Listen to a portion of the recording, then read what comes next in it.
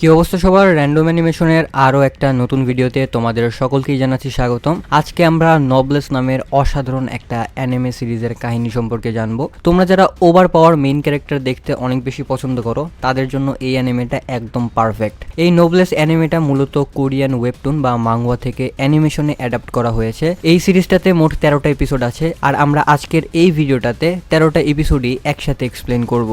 So I hope তোমরা না টেনে সম্পূর্ণ ভিডিওটা দেখবা। আমি আর বেশি কথা না বলে সরাসরি মূল ভিডিও শুরু করছি। যদি ভিডিওর মাঝে কোনো বিজ্ঞাপন থাকে তাহলে তোমাদের কি করতে হবে তোমরা ভালো করেই জানো। বিজ্ঞাপনটাকে স্কিপ করে সরাসরি মূল ভিডিওটাতে চলে যাবে। স্কিপ করার জন্য ডিসক্রিপশন বক্সে যাবে এবং সেখান থেকে ডিউরেশনে ক্লিক করে মূল ভিডিওতে যাবে। আমি আর কথা না বাড়িয়ে কাহিনী শুরু করছি। স্বাগতম প্রিয় বন্ধুরা, তোমরা কি একঘেয়েমিতে ভুগছো? তাহলে মজা পাওয়ার জন্য আজকের বিষয়টি একদম উপযুক্ত তোমাদের জন্য। এখানে তোমরা বিভিন্ন খেলার ফলাফল জানতে পারবে, খেলা সরাসরি দেখতে পারবে এবং ভবিষ্যৎবাণী করার মতো মজার একটি অংশ রয়েছে যেখানে তুমি অনুমান করতে পারো কোন দল জিতবে, কতটা ব্যবধানে ইত্যাদি। এতে রয়েছে আকর্ষণীয় পুরস্কার জয়ের সুযোগ, বিলাসবহুল গাড়ি, নামি মোবাইল ফোন, কম্পিউটার এবং আরো অনেক কিছু। এটি এমন একটি বিশ্বস্ত জায়গা যেটি পিএসজি এর মতো আন্তর্জাতিক খেলার দলের পৃষ্ঠপোষকতা পেয়েছে, তাই এতে কোনো সন্দেহের সুযোগ নেই। নতুন কিছু খেলার সংযোজন হয়েছে, যেমন দ্রুতগতির চ্যালেঞ্জ খেলা ও মুরগির পথ চলা খেলা, যেখানে সহজেই খেলে আনন্দ নেওয়া যায়। আর হ্যাঁ, যদি তুমি আমাদের প্রচারমূলক সংকেত ব্যবহার করে নিবন্ধন করো তাহলে পেতে পারো 12,000 টাকা পর্যন্ত পুরস্কার একদম বিনামূল্যে। সঙ্গে থাকবে প্রথম জমাই অর্থের পর বিনামূল্যে ঘূর্ণনের সুযোগও। অর্থ গ্রহণ ও প্রেরণ করা যাবে খুব সহজভাবে, নগদ, বিকাশ, রকেট, ব্যাংক হিসাব সহ আরো অনেক মাধ্যমে। তাই আর দেরি না করে উপরে থাকা স্থায়ী মন্তব্যে ক্লিক করো, সেখানে নিবন্ধনের প্রক্রিয়া রয়েছে। শুধু আমাদের প্রচার সংকেতটি ব্যবহার করলেই তুমি বোনাস পেয়ে যেতে পারো। এবার চলো মূল ভিডিওর দিকে এগিয়ে যাই। প্রায় 1000 বছর ধরে গভীর ঘুমে আচ্ছন্ন থাকার পর এবং একটি কফিনের ভেতরে ট্র্যাপড থাকার পর অবশেষে ঘুম থেকে জেগে ওঠে রে। সে ছিল এই পর্যন্ত পৃথিবীর সবচেয়ে পাওয়ারফুল নোবেল। আচ্ছা, এই নোবেল জিনিসটা কি? এই ওয়ার্ল্ডে মূলত দুই ধরনের জাত বসবাস করে, একটা হচ্ছে সাধারণ মানুষ আর একটা হচ্ছে এই নোবেল। এই নোবেলদের অনেক বেশি পাওয়ার, এরা মনে করো সুপার হিউম্যান টাইপের। আবার তোমরা এদেরকে ভ্যাম্পায়ারের সাথেও তুলনা করতে পারো। তারা হচ্ছে এই দুনিয়ার সবচেয়ে পাওয়ারফুল বিং। ঘুম থেকে জেগে ওঠার সাথে সাথেই রে রিয়েলাইজ করে তার এই দীর্ঘ ঘুমের সময় এই পৃথিবীটা অনেক বেশি চেঞ্জ হয়ে গেছে। এখনকার মডার্ন ডেতে জাপান একদমই আলাদা। মানবজাতি এখন অনেক বেশি গ্রো করেছে, আর তাদের উপর থেকে তার লোকেদের কন্ট্রোল, মানে নোবেলসদের কন্ট্রোল বা নোবেলসদের রাজত্ব এই দুনিয়া থেকে একদম শেষ হয়ে গেছে। মানে আগে তো এই দুনিয়াকে কন্ট্রোল করতো নোবেলসরা, বাট এখন এই নোবেলসদের রাজত্ব শেষ। এখন মানুষটাই সবকিছু করে। এক সময় এই পাওয়ারফুল বিংস বা নোবেলসরা অনেক বড় পাওয়ার পজিশনে ছিল এবং সাধারণ মানুষরা তখন তাদের পূজা করত। কখনো কখনো তাদের রুলার বা গড হিসেবেও ট্রিট করা হতো। কিন্তু এই সবকিছুই ছিল 820 বছর আগের কথা। এখন রে নিজের বেস্টটা দিয়ে ট্রাই করবে যেন সে তার এরা বা হেরিটেজকে একটু হলেও ব্যাক আনতে পারে। মানে 820 বছর আগে যেমন নোবেলরা রাজত্ব করত, সে ওইটাই বা ওই সময়টাকেই ফিরে আনার চেষ্টা করবে। কিন্তু এর পাশাপাশি তাকে একটা নর্মাল হাই স্কুল স্টুডেন্ট হওয়ারও চেষ্টা করতে হয়, কারণ সে এই বর্তমান পৃথিবী সম্পর্কে কিছুই জানে না। এই পৃথিবী সম্পর্কে তো তাকে জানতে হবে। এছাড়াও একটি শক্তিশালী গ্রুপ তার পেছনে পড়ে আছে, যারা এই নোবেলসদের পাওয়ার বা মানবজাতির উপরে যে এই নোবেলসরা কন্ট্রোল করে এটা একদমই দেখতে পারে না। তো যাই হোক, এই সব কিছু শুরু হয় ছোট্ট একটা নৌকা থেকে, যেখানে ইউনিয়ন নামের একটা অর্গানাইজেশনের কিছু লোক একটা কফিন খুঁজে পায় এবং সেটাকে একটা পরিত্যক্ত বা অ্যাবান্ডান্ড ওয়্যার হাউসে নিয়ে যায়। তারা ঘন্টার পর ঘন্টা ধরে এই কফিনটাকে খোলার জন্য চেষ্টা করে, কিন্তু তারা যতই চেষ্টা করুক না কেন তারা এই কফিনটাকে কোনোভাবেই খুলতে পারে না। শেষ পর্যন্ত তারা হাল ছেড়ে দেয় আর চিন্তা করে তারা আগামীকালকে আবারও এটাকে খোলার ট্রাই করবে। কিন্তু যখনই রাতের আকাশে পূর্ণিমার চাঁদ ওঠে তখনই রেই হঠাৎ করে জেগে ওঠে, মানে এই কফিনটা খুলে যায়। পরের দিন রে সাথে সাথে তার অ্যাসিস্ট্যান্ট ফ্র্যাঙ্কেনস্টাইনকে খুঁজতে বের হয়। সে এই সময়ে একটা স্কুলের প্রিন্সিপাল হিসেবে আছে। রে যখন স্কুলে পৌঁছায় তখন তার দেখা হয় শিনু নামের একজন স্টুডেন্টের সাথে, যে স্কুলের জন্য লেট হয়ে গিয়েছিল। আর লেট হয়ে যাওয়ার কারণে সে গেট দিয়ে ঢুকতে পারছিল না। সে রেইকে গ্রিটিংস করে আর মনে মনে ভাবতে থাকে সে তো এই স্টুডেন্টকে আগে কখনোই এখানে দেখেনি। সে ভাবছিল এই ছেলেটি আসলে কে। তবে তখনই হঠাৎ করে এই গেটটা খুলে যায় আর রে সেখান থেকে হঠাৎই ডিসঅ্যাপিয়ার হয়ে যায় বা গায়েব হয়ে যায়। রে সরাসরি তখন প্রিন্সিপাল অফিসে চলে আসে, কারণ সে সেন্স করতে পারছিল তার অ্যাসিস্ট্যান্ট ফ্র্যাঙ্ক ওই বিল্ডিং এর ঠিক কোথায় আছে। আর রে যখন দরজায় নক করার জন্য অফিসের বাইরে দাঁড়ায়, ফ্র্যাঙ্কেনস্টাইন অলরেডি তার উপস্থিতি ফিল করতে পারে। সে ইমিডিয়েটলি দরজা খুলে মাটিতে হাঁটু গেড়ে বসে পড়ে এবং রেকে তার মাস্টার বলে ডাকে। সে তাকে ল্যান্ড অফ লিভিং বা এই পৃথিবীতে স্বাগতম জানায়। ফ্র্যাঙ্কেনস্টাইন আইনস্টাইন তাকে ডেকে বলে যে 820 বছর পার হয়ে গেছে আর সে অনেক বেশি অধীর আগ্রহে তার জন্য অপেক্ষা করছিল। রে তখন তাকে জিজ্ঞাসা করে এখন কোন যুগ চলছে। ফ্র্যাঙ্ক তখন তাকে জানায় এখন 21st সেঞ্চুরি চলছে বা 21 শতক চলছে। অনেক লম্বা ঘুমের কারণে রের মনে হতে থাকে মডার্ন এরা সম্পর্কে তার এডুকেশন নেওয়া অনেক বেশি জরুরি। তাই সে ফ্র্যাঙ্ককে জিজ্ঞাসা করে যে সে এই স্কুলে পড়াশোনা করতে পারবে কিনা। এরপরের সিনে দেখা যায় রে ক্লাসে যায় এবং টিচার তাকে ওয়েলকাম করার পাশাপাশি বাকিদের সাথে তার পরিচয় করিয়ে দেয়। ইন্ট্রোডাকশনের পরেই শিনু চিৎকার করে বলে ওঠে যে আরে এটাই তো সেই ছেলে যাকে আমি স্কুলের গেটের বাইরে দেখেছিলাম, কিন্তু হঠাৎ করেই সে কিভাবে যেন গায়েব হয়ে গিয়েছিল। টিচার তখন শিনুকে বলে যে তাকে রে এর পাশেই বসতে হবে, কারণ শিনু অলরেডি স্কুলের আগে থেকেই রে এর ব্যাপারে জানতো। এই কথা শোনার সাথে সাথে ক্লাসের সকল মেয়েরা শিনুর উপরে অনেক বেশি জেলাস হয়ে যায়, কারণ রে আসলে অনেক বেশি স্মার্ট আর হ্যান্ডসাম ছিল। সব মেয়েরাই তার পাশে বসতে চাইতো। অন্যদিকে ইউনিয়নের দুজন মেম্বার M21 এবং M24 সেই অ্যাবান্ডেন্ড ওয়্যারহাউসে ফিরে আসে এবং দেখতে পায় এই কফিনটি গায়েব হয়ে গেছে। ইউনিয়নের পক্ষ থেকে এই দুইজনকে এই কফিনটি দেখে রাখার দায়িত্ব দেওয়া হয়েছিল, কিন্তু যখন কফিনটা পাওয়া যায় না তখন তারা দুজনেই এই ওয়াচম্যানের উপরে অনেক বেশি রেগে যায়, কারণ এই ওয়াচম্যানটাই কফিনটাকে পাহারা দিচ্ছিল। তাদের মনে হয় ওয়াচম্যান কফিনের ব্যাপারে মিথ্যা বলছে। সত্যিটা জানার জন্য M24 ওয়াচম্যানের ঘাড়ে কামড়ে দেয়। এটা করার মাধ্যমে সে এই ওয়াচম্যানের মেমোরি অ্যাক্সেস করতে পারত। তার মাথার ভেতরে সে একটি মেয়ের ছবি দেখতে পায় এবং এই কফিনটি আসলে কোথায় আছে এটার জন্য সেই মেয়েটিকে ট্র্যাক করতে শুরু করে। এই ওয়াচম্যান মানে যাকে M24 কামড়ে দিয়েছিল সে এখন একটি মনস্টারে ট্রান্সফর্ম হয়ে যায় এবং এই অর্গানাইজেশনের জন্য কাজ করতে থাকে।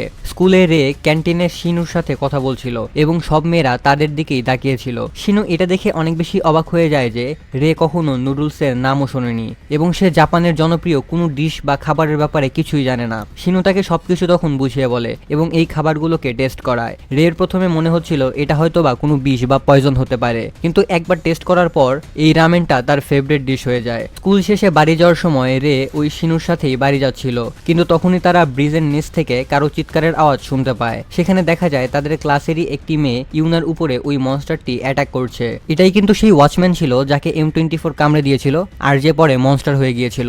মনস্টারটা ইউনাকে এই জন্যই খুঁজে বেড়াচ্ছিল কারণ কফিনের সাথে সে এই মেয়েটিকে বা ইউনাকে দেখেছিল। এই মনস্টারটি যখনই ইউনার উপরে অ্যাটাক করতে যায় তখনই শিনু খুবই দ্রুত সেখানে এসে এই মনস্টারটাকে মারাত্মক একটা কিক মারে। এই কিকটি খেয়ে মনস্টারটি অনেক দূরে গিয়ে পড়ে। শিনু তখন তার ফ্রেন্ড ইউনাকে বাঁচিয়ে নেয়। বাকিরা দেখে যে মনস্টারটা আবারও উঠে দাঁড়িয়েছে এবং ভয়ে ভয়ে তারা সেখান থেকে পালিয়ে যায়, কিন্তু রের মাঝে কোনো ভয় নেই। দেখে মনে হচ্ছিল তার মাঝে হয়তো বা কোনো ফিলিংসই নেই। সে এই মনস্টারটার কোনো পরোয়াই করে না এবং এখানে স্থির হয়ে দাঁড়িয়ে থাকে। হঠাৎ তার চোখগুলো লাল হয়ে জ্বলতে থাকে বা গ্লো করতে শুরু করে আর সে কর্নারে কিছু একটা সেন্স করতে পারে। সেখানে আসলে M24 এবং M21 লুকিয়েছিল। তারা দুজন রিয়েলাইজ করে যে রে কোনো সাধারণ মানুষ না, কিন্তু তখনও কিন্তু তাদের কোনো আইডিয়াই ছিল না যে এটাই সেই ছেলে যে ওই কফিন থেকে বাইরে বের হয়ে এসেছিল আর এটাই সেই ছেলে যাকে তারা এভাবে হন্য হয়ে খুঁজছে। এরপরে রেও সেখান থেকে চলে যায়। সবাই দৌড়ে একটি পার্কে গিয়ে আশ্রয় নেয়। অন্যদিকে আমরা M21 আর M24 কে একটি সরু গলির মধ্যে তাদের তৈরি করা মনস্টারটির সাথে তাদেরকে দেখতে পায়। তারা এখনকার মতো ডিসাইড করে যে আপাতত তারা ইউনার উপরেই নজর রাখবে, কারণ সেই একমাত্র ব্যক্তি যে দেখেছিল যে রাতের বেলা ওই কফিনটির সাথে আসলে কি হয়েছিল বা ওই কফিনটি থেকে আসলে কি বের হয়েছিল। তাদের কথাবার্তা থেকে আমরা জানতে পারি যে এরা দুজনেই ইউনিয়ন নামের একটা অর্গানাইজেশনে কাজ করে। এই অর্গানাইজেশনটি মানুষদের উপরে অদ্ভুত সব এক্সপেরিমেন্ট করত যাতে তারা পাওয়ারফুল মানুষ বা সুপার হিউম্যান তৈরি করতে পারে। এই এক্সপেরিমেন্টের রেজাল্ট হলো M24 যে এখন সুপার স্ট্রেংথের অধিকারী একজন ভ্যাম্পায়ার, আর M21 হচ্ছে একটা ওয়্যারউলফ ডিমন। মানে এই দুটাই হচ্ছে তাদের পাওয়ার। এখন আমাদের দেখা হয় অর্গানাইজেশনের আরো দুজনের সাথে, জেক এবং ম্যারি, যারা মূলত M21 আর M24 এর সুপিরিয়র। তারা তাদের ধমক দিয়ে বলে যে কফিনটা জলদি খুঁজে বের করো, না হলে আমরা তোমাদেরকে মেরে ফেলবো। ইউনিয়নের লোকেরা M21 আর M24 এর মতো মানুষদেরকে জাস্ট ময়লা আবর্জনা মনে করত আর তাদেরকে দিয়ে শুধুমাত্র নিজেদের কাজ করাতো। এরপর একটি ফ্ল্যাশব্যাকে অর্গানাইজেশনের হেডকোয়ার্টারকে দেখানো হয় যেখানে এদেরকে বানানো হয়েছিল। সেখানে তাদের অর্ডার দেওয়া হয় এই কফিনটাকে ফেরত আনার জন্য, কারণ জেক জানতো ওই কফিনের ভেতরে কোনো একটা পাওয়ারফুল নোবেল আছে বা নোবেল ছিল। কিন্তু যখন M21 আর M24 কফিনের ভেতরে থাকা পাওয়ারের কথা জানতে পারে তখন তারা প্ল্যান করে যে ওই পাওয়ার ব্যবহার করে তারা এই অর্গানাইজেশনের উপরে রিভেঞ্জ নিবে। ল্যাবে অন্য সবার সাথে আর তাদের সাথে যা যা করা হয়েছে এবং যেভাবে তাদেরকে জাস্ট একটা গিনিপিগের মতো ব্যবহার করা হয়েছে এটারই বদলা নিতে চায় তারা। কিছুদিন পর কফিন খুঁজতে খুঁজতে M21 আর M24 আবারও রে আর তার ক্লাসমেটদেরকে দেখতে পায়। M21 একদম শকড হয়ে যায় যখন সে দেখে রে নিচ থেকেই তাদের দিকে তাকিয়ে আছে। সেভাবে এটা তো কোনো সাধারণ মানুষের পক্ষে করা সম্ভব না, সেটা কিভাবে করলো। ঠিক তখনই সেখানে জেক আর ম্যারি চলে আসে। জেক প্ল্যান করে শিনু শিনু আর তার ক্লাসমেটদেরকে এলিমিনেট করে দিবে বা মেরে ফেলবে, কারণ তারা জেনে গিয়েছিল এই অর্গানাইজেশনের লোকেরা আসলে কি করে। আর এই সকল মনস্টার বা এক্সপেরিমেন্টের অস্তিত্ব অর্গানাইজেশনের মেম্বার ছাড়া আর কারোরই জানা উচিত না। বাড়ি যাওয়ার পথে শিনু আর তার বন্ধুদের সামনে হঠাৎ করে জেক এসে হাজির হয় এবং তখনই M21ও তাদের উপরে অ্যাটাক করে। জেক আসলে M24 এর ফাইটিং স্কিল দেখে বেশ ইমপ্রেস হয়ে যায়, কিন্তু M21 তাকে জানায় যে তাদের ক্লাসমেটদের মধ্যে এখনো একজন মিসিং আছে এবং তাকে ধরাটাই এখন সবচেয়ে বেশি ইম্পর্টেন্ট। অন্যদিকে রে তার অ্যাসিস্ট্যান্ট ফ্র্যাঙ্কের সাথে বসে কথা বলছিল, ঠিক তখনই ফ্র্যাঙ্কের ফোনে শিনুর নাম্বার থেকে একটি কল আসে, কিন্তু এই মেসেজটা আসলে জেক পাঠিয়েছিল, কারণ সে স্টুডেন্টদের একটি ওয়্যার হাউসে ক্যাপচার করে রেখেছিল। সেখানে ওই মনস্টারটি সবাইকে খেয়ে ফেলতে নিচ্ছিল, কিন্তু শিনু ঠিক টাইমে এসে তাদের সেভ করে আর সেখান থেকে পালিয়ে যায়। রে আর ফ্র্যাঙ্ক সাথে সাথে শিনু আর অন্যদের খুঁজতে বের হয়। ফ্র্যাঙ্ক বুঝতে পারে যে কোনো একটা বড় ঝামেলা হয়েছে এবং স্টুডেন্টদের বাঁচানো এখন অনেক বেশি জরুরি। রে আর ফ্র্যাঙ্ক ডেস্টিনেশনের দিকে দৌড়াতে থাকে। আমরা দেখি শিনু আর ইউনা লিফটের দিকে দৌড়াচ্ছে। জেক খুব রেগে গিয়ে M24 এর বানানো মনস্টারটিকে মেরে ফেলে, কারণ ওটা ছিল একদমই ইউজলেস, আর সে নিজেই এবার অ্যাকশন নিতে শুরু করে। জেক যখন লিফটের কাছে পৌঁছায় সে শিনুকে ধরে ফেলে এবং তাদের মধ্যে ফাইট শুরু হয়, কিন্তু জেক একজন হাইলি মডিফাইড হিউম্যান আর তার শক্তি অন্য যে কোনো মডিফাইড হিউম্যানের চেয়ে অনেক বেশি। অন্যদিকে শিনু জাস্ট একটা অর্ডিনারি স্টুডেন্ট, তাই তার জেতার কোনো সম্ভাবনাই ছিল না। পেছনে M24 দাঁড়িয়ে সবকিছুই দেখছিল। শিনু তখন জেককে অনুরোধ করে যাতে সে তার বন্ধুদের কোনো ক্ষতি না করে। এই কথাগুলো শুনে M24 এর মনে পড়ে যায় যে জেক হেডকোয়ার্টারে তার আর তার বন্ধুদের সাথে কি কি জঘন্য কাজ করেছিল। M24 আর সহ্য করতে পারে না। সে তখন জেকের এগেনস্টে স্টেপ আপ করে এবং তার মুখে অনেক জোরে একটা পাঞ্চ করে। মানে M24 কিন্তু এই অর্গানাইজেশনের সাথে বিশ্বাসঘাতকতা করে ফেলেছে। M21 সাথে সাথেই এই জিনিসটা নোটিস করে, কারণ তারা দুজনেই সেম সিগন্যালের ইয়ারপিস ব্যবহার করছিল। M24 এর এই কাজ দেখে ম্যারি হঠাৎ করেই M21 এর উপরে অ্যাটাক করে এবং দুজনের মধ্যেই একটা বিশাল ফাইট শুরু হয়। এই সময় জেক আবারও উঠে দাঁড়ায় এবং সাথে সাথে M24 কে অ্যাটাক করে। M24 শক্তির দিক থেকে জেকের চেয়ে অনেক বেশি উইক ছিল, কিন্তু সে তখন জেককে জোরে চেপে ধরে দূরে সরিয়ে দেয় এবং নিজেকে এক্সপ্লোড বা বিস্ফোরণ করে ফেলে। M21 এখনো ম্যারির সাথে লড়াই করছিল, কিন্তু সে তেমন কিছু একটা করে উঠতে পারছিল না। ম্যারি ইনসেইন সব মুভ দিয়ে M21 কে ওভারপাওয়ার করে ফেলে এবং তাকে একটা পিচ্চি ইঁদুর বা র্যাট বলে গালি দেয়। সাথে সে এখানে M24 কে নিয়েও মজা করতে থাকে। সে তাদের দুজনকেই ফেইল্ড এক্সপেরিমেন্ট বা অপদার্থ বলে ইনসাল্ট করতে থাকে। ঠিক যখন ম্যারি তাদেরকে শেষ করে দিবে বা মেরে ফেলবে, ফ্র্যাঙ্ক হঠাৎ সেখানে চলে আসে আর ম্যারিকে থামিয়ে দেয়। রেও তখন পেছন পেছন সেখানে চলে আসে। রেইকে দেখে M21 আবারও সেই অদ্ভুত ফিলিংসটা পায় এবং বুঝে যায় এই লোকটা অবশ্যই কোনো সাধারণ লোক না। ফ্র্যাঙ্ক তখন ম্যারিকে জিজ্ঞাসা করে স্টুডেন্টরা কোথায়, কিন্তু ম্যারি বলে যে তাদেরকে তোমরা বাঁচাতে পারবে না, কারণ জ্যাক অলরেডি তাদের ধরে ফেলেছে এবং এখন অনেক বেশি দেরি হয়ে গেছে। ঠিক ওই মোমেন্টে M21 মনে মনে ভাবে যে একমাত্র রেই পারে M24 কে সেভ করতে, তাই সে রেকে লোকেশন বলে দেয় এবং তাকে এখান থেকে চলে যাওয়ার জন্য ওয়ার্নিং দেয়, কারণ সে ম্যারির সাথে আবারও লড়তে চেয়েছিল। কিন্তু রে তাকে লড়তে দেয় না বা ফাইট করতে দেয় না, কারণ সে জানতো এই ফাইটে M21 হেরে যাবে। তাই সে ফ্র্যাঙ্ককে অর্ডার দেয় ম্যারির সাথে ডিল করার জন্য, আর সে M21 কে বলে তাকে শিনু আর অন্যদের লোকেশনে গাইড করতে। এক্সপ্লোশন বা বিস্ফোরণের কিছুক্ষণ পর জেক আবারও উঠে দাঁড়ায়, কিন্তু সে M24 কে কোথাও দেখতে পায় না। জেক আবারও গিয়ে শিনুকে ধরে ফেলে এবং তাকে দুর্বল বা ঘৃণ্য মানুষ বা ডিসগাস্টিং হিউম্যানের মতো বাজে বাজে কথা বলতে থাকে। সে আরো বলে যে মানুষের মতো আবর্জনাকে মারতে তার খুবই ভালো লাগে, কিন্তু ঠিক যখন সে তাদেরকে শেষ করে দিতে যাবে তখনই সেখানে রে চলে আসে।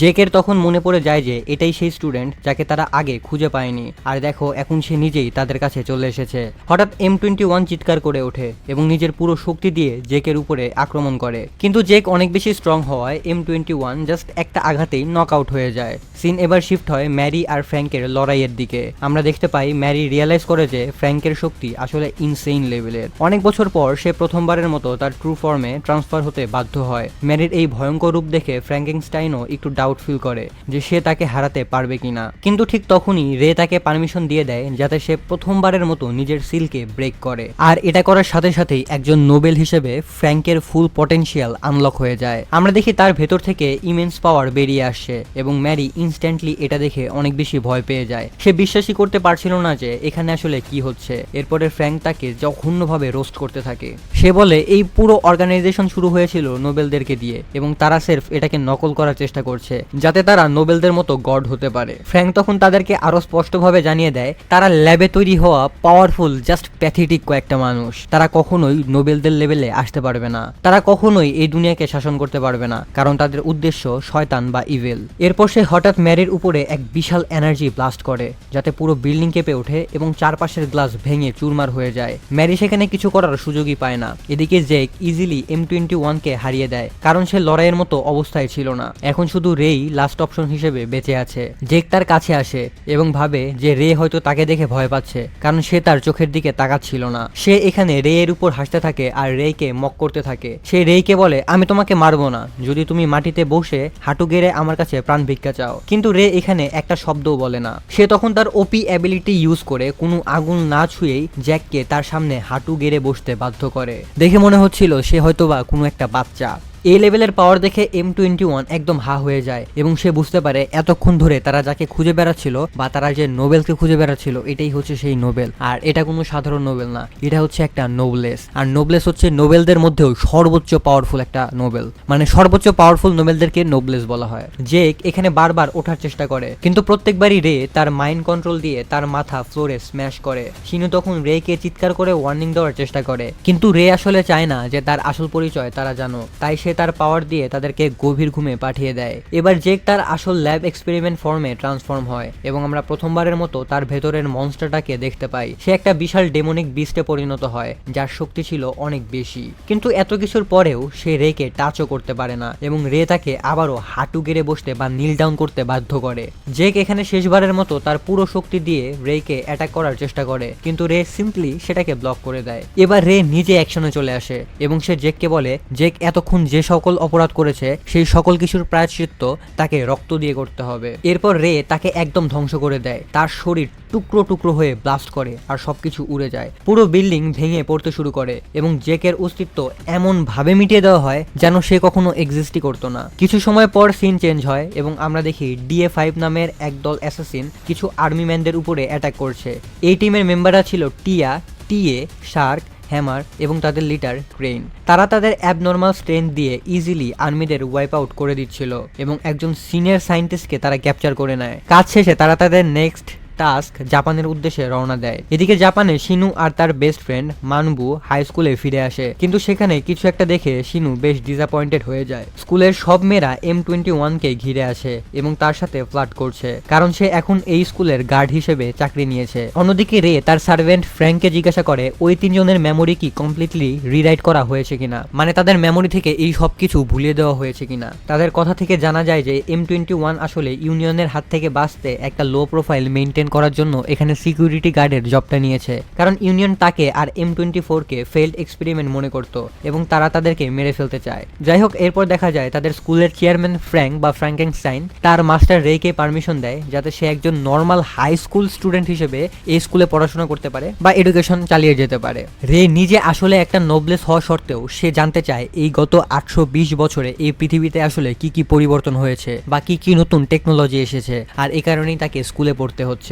রে যখন ক্লাসরুমে এন্টার করে তখন সে শিনুর ফ্রেন্ড হয়ে যায়, কিন্তু তখনই রে এখানে থাকা স্মার্টফোন দেখে অনেক বেশি অবাক হয়ে যায়। স্টুডেন্টদের এভাবে ছবি তোলা আর দূর থেকে কথা বলা দেখে সে অনেক বেশি শকড হয়ে যায়। লাঞ্চ ব্রেকের সময় রে ফ্র্যাঙ্ক আর M21-এর সাথে কথা বলে এবং তাদেরকে জানায় যে সবার মতো তারও একটা মোবাইল ফোন দরকার। পরের দিন শিনু আর মানবু এটা দেখে একদম সারপ্রাইজ হয়ে যায় যে রের কাছে এখনকার সময়ের সবচেয়ে লেটেস্ট স্মার্টফোন আছে, মানে রের কাছে এখন iPhone 17 Pro Max আছে। ঠিক তখনই কিছু গুন্ডা একটা ফ্যান্সি গাড়ি নিয়ে সেখানে চলে আসে আর স্পোর্টস এরিয়াতে এসে স্টুডেন্টদের সাথে ফাইট করা শুরু করে। তারা আসলে শিনুকে খুঁজছিল। ঝগড়ার আওয়াজ শুনে শিনু আর বাকি স্টুডেন্টরা দৌড়ে সেখানে যায়। M21 দূর থেকে এই সবকিছুই দেখছিল, কিন্তু সে একটু হেজিটেট করছিল কারণ তাকে লো প্রোফাইল মেইনটেইন করতে হবে। কিছুক্ষণ পর একজন বয়স্ক ঝাড়ুদার বা জেনিটর তাদেরকে থামানোর চেষ্টা করে, কিন্তু এই গুন্ডাগুলো উল্টো তার উপরই রেগে যায় এবং তাকে পাঞ্চ মারতে নেয়। তখনই শিনু জাম্প করে এই জেনিটরকে প্রোটেক্ট করে এবং নিজের হাতের ব্যান্ডেজ দিয়ে এই পাঞ্চটাকে ব্লক করে। এই গুন্ডাটার সাথে সাথে তখন শিনুকে চিনে ফেলে।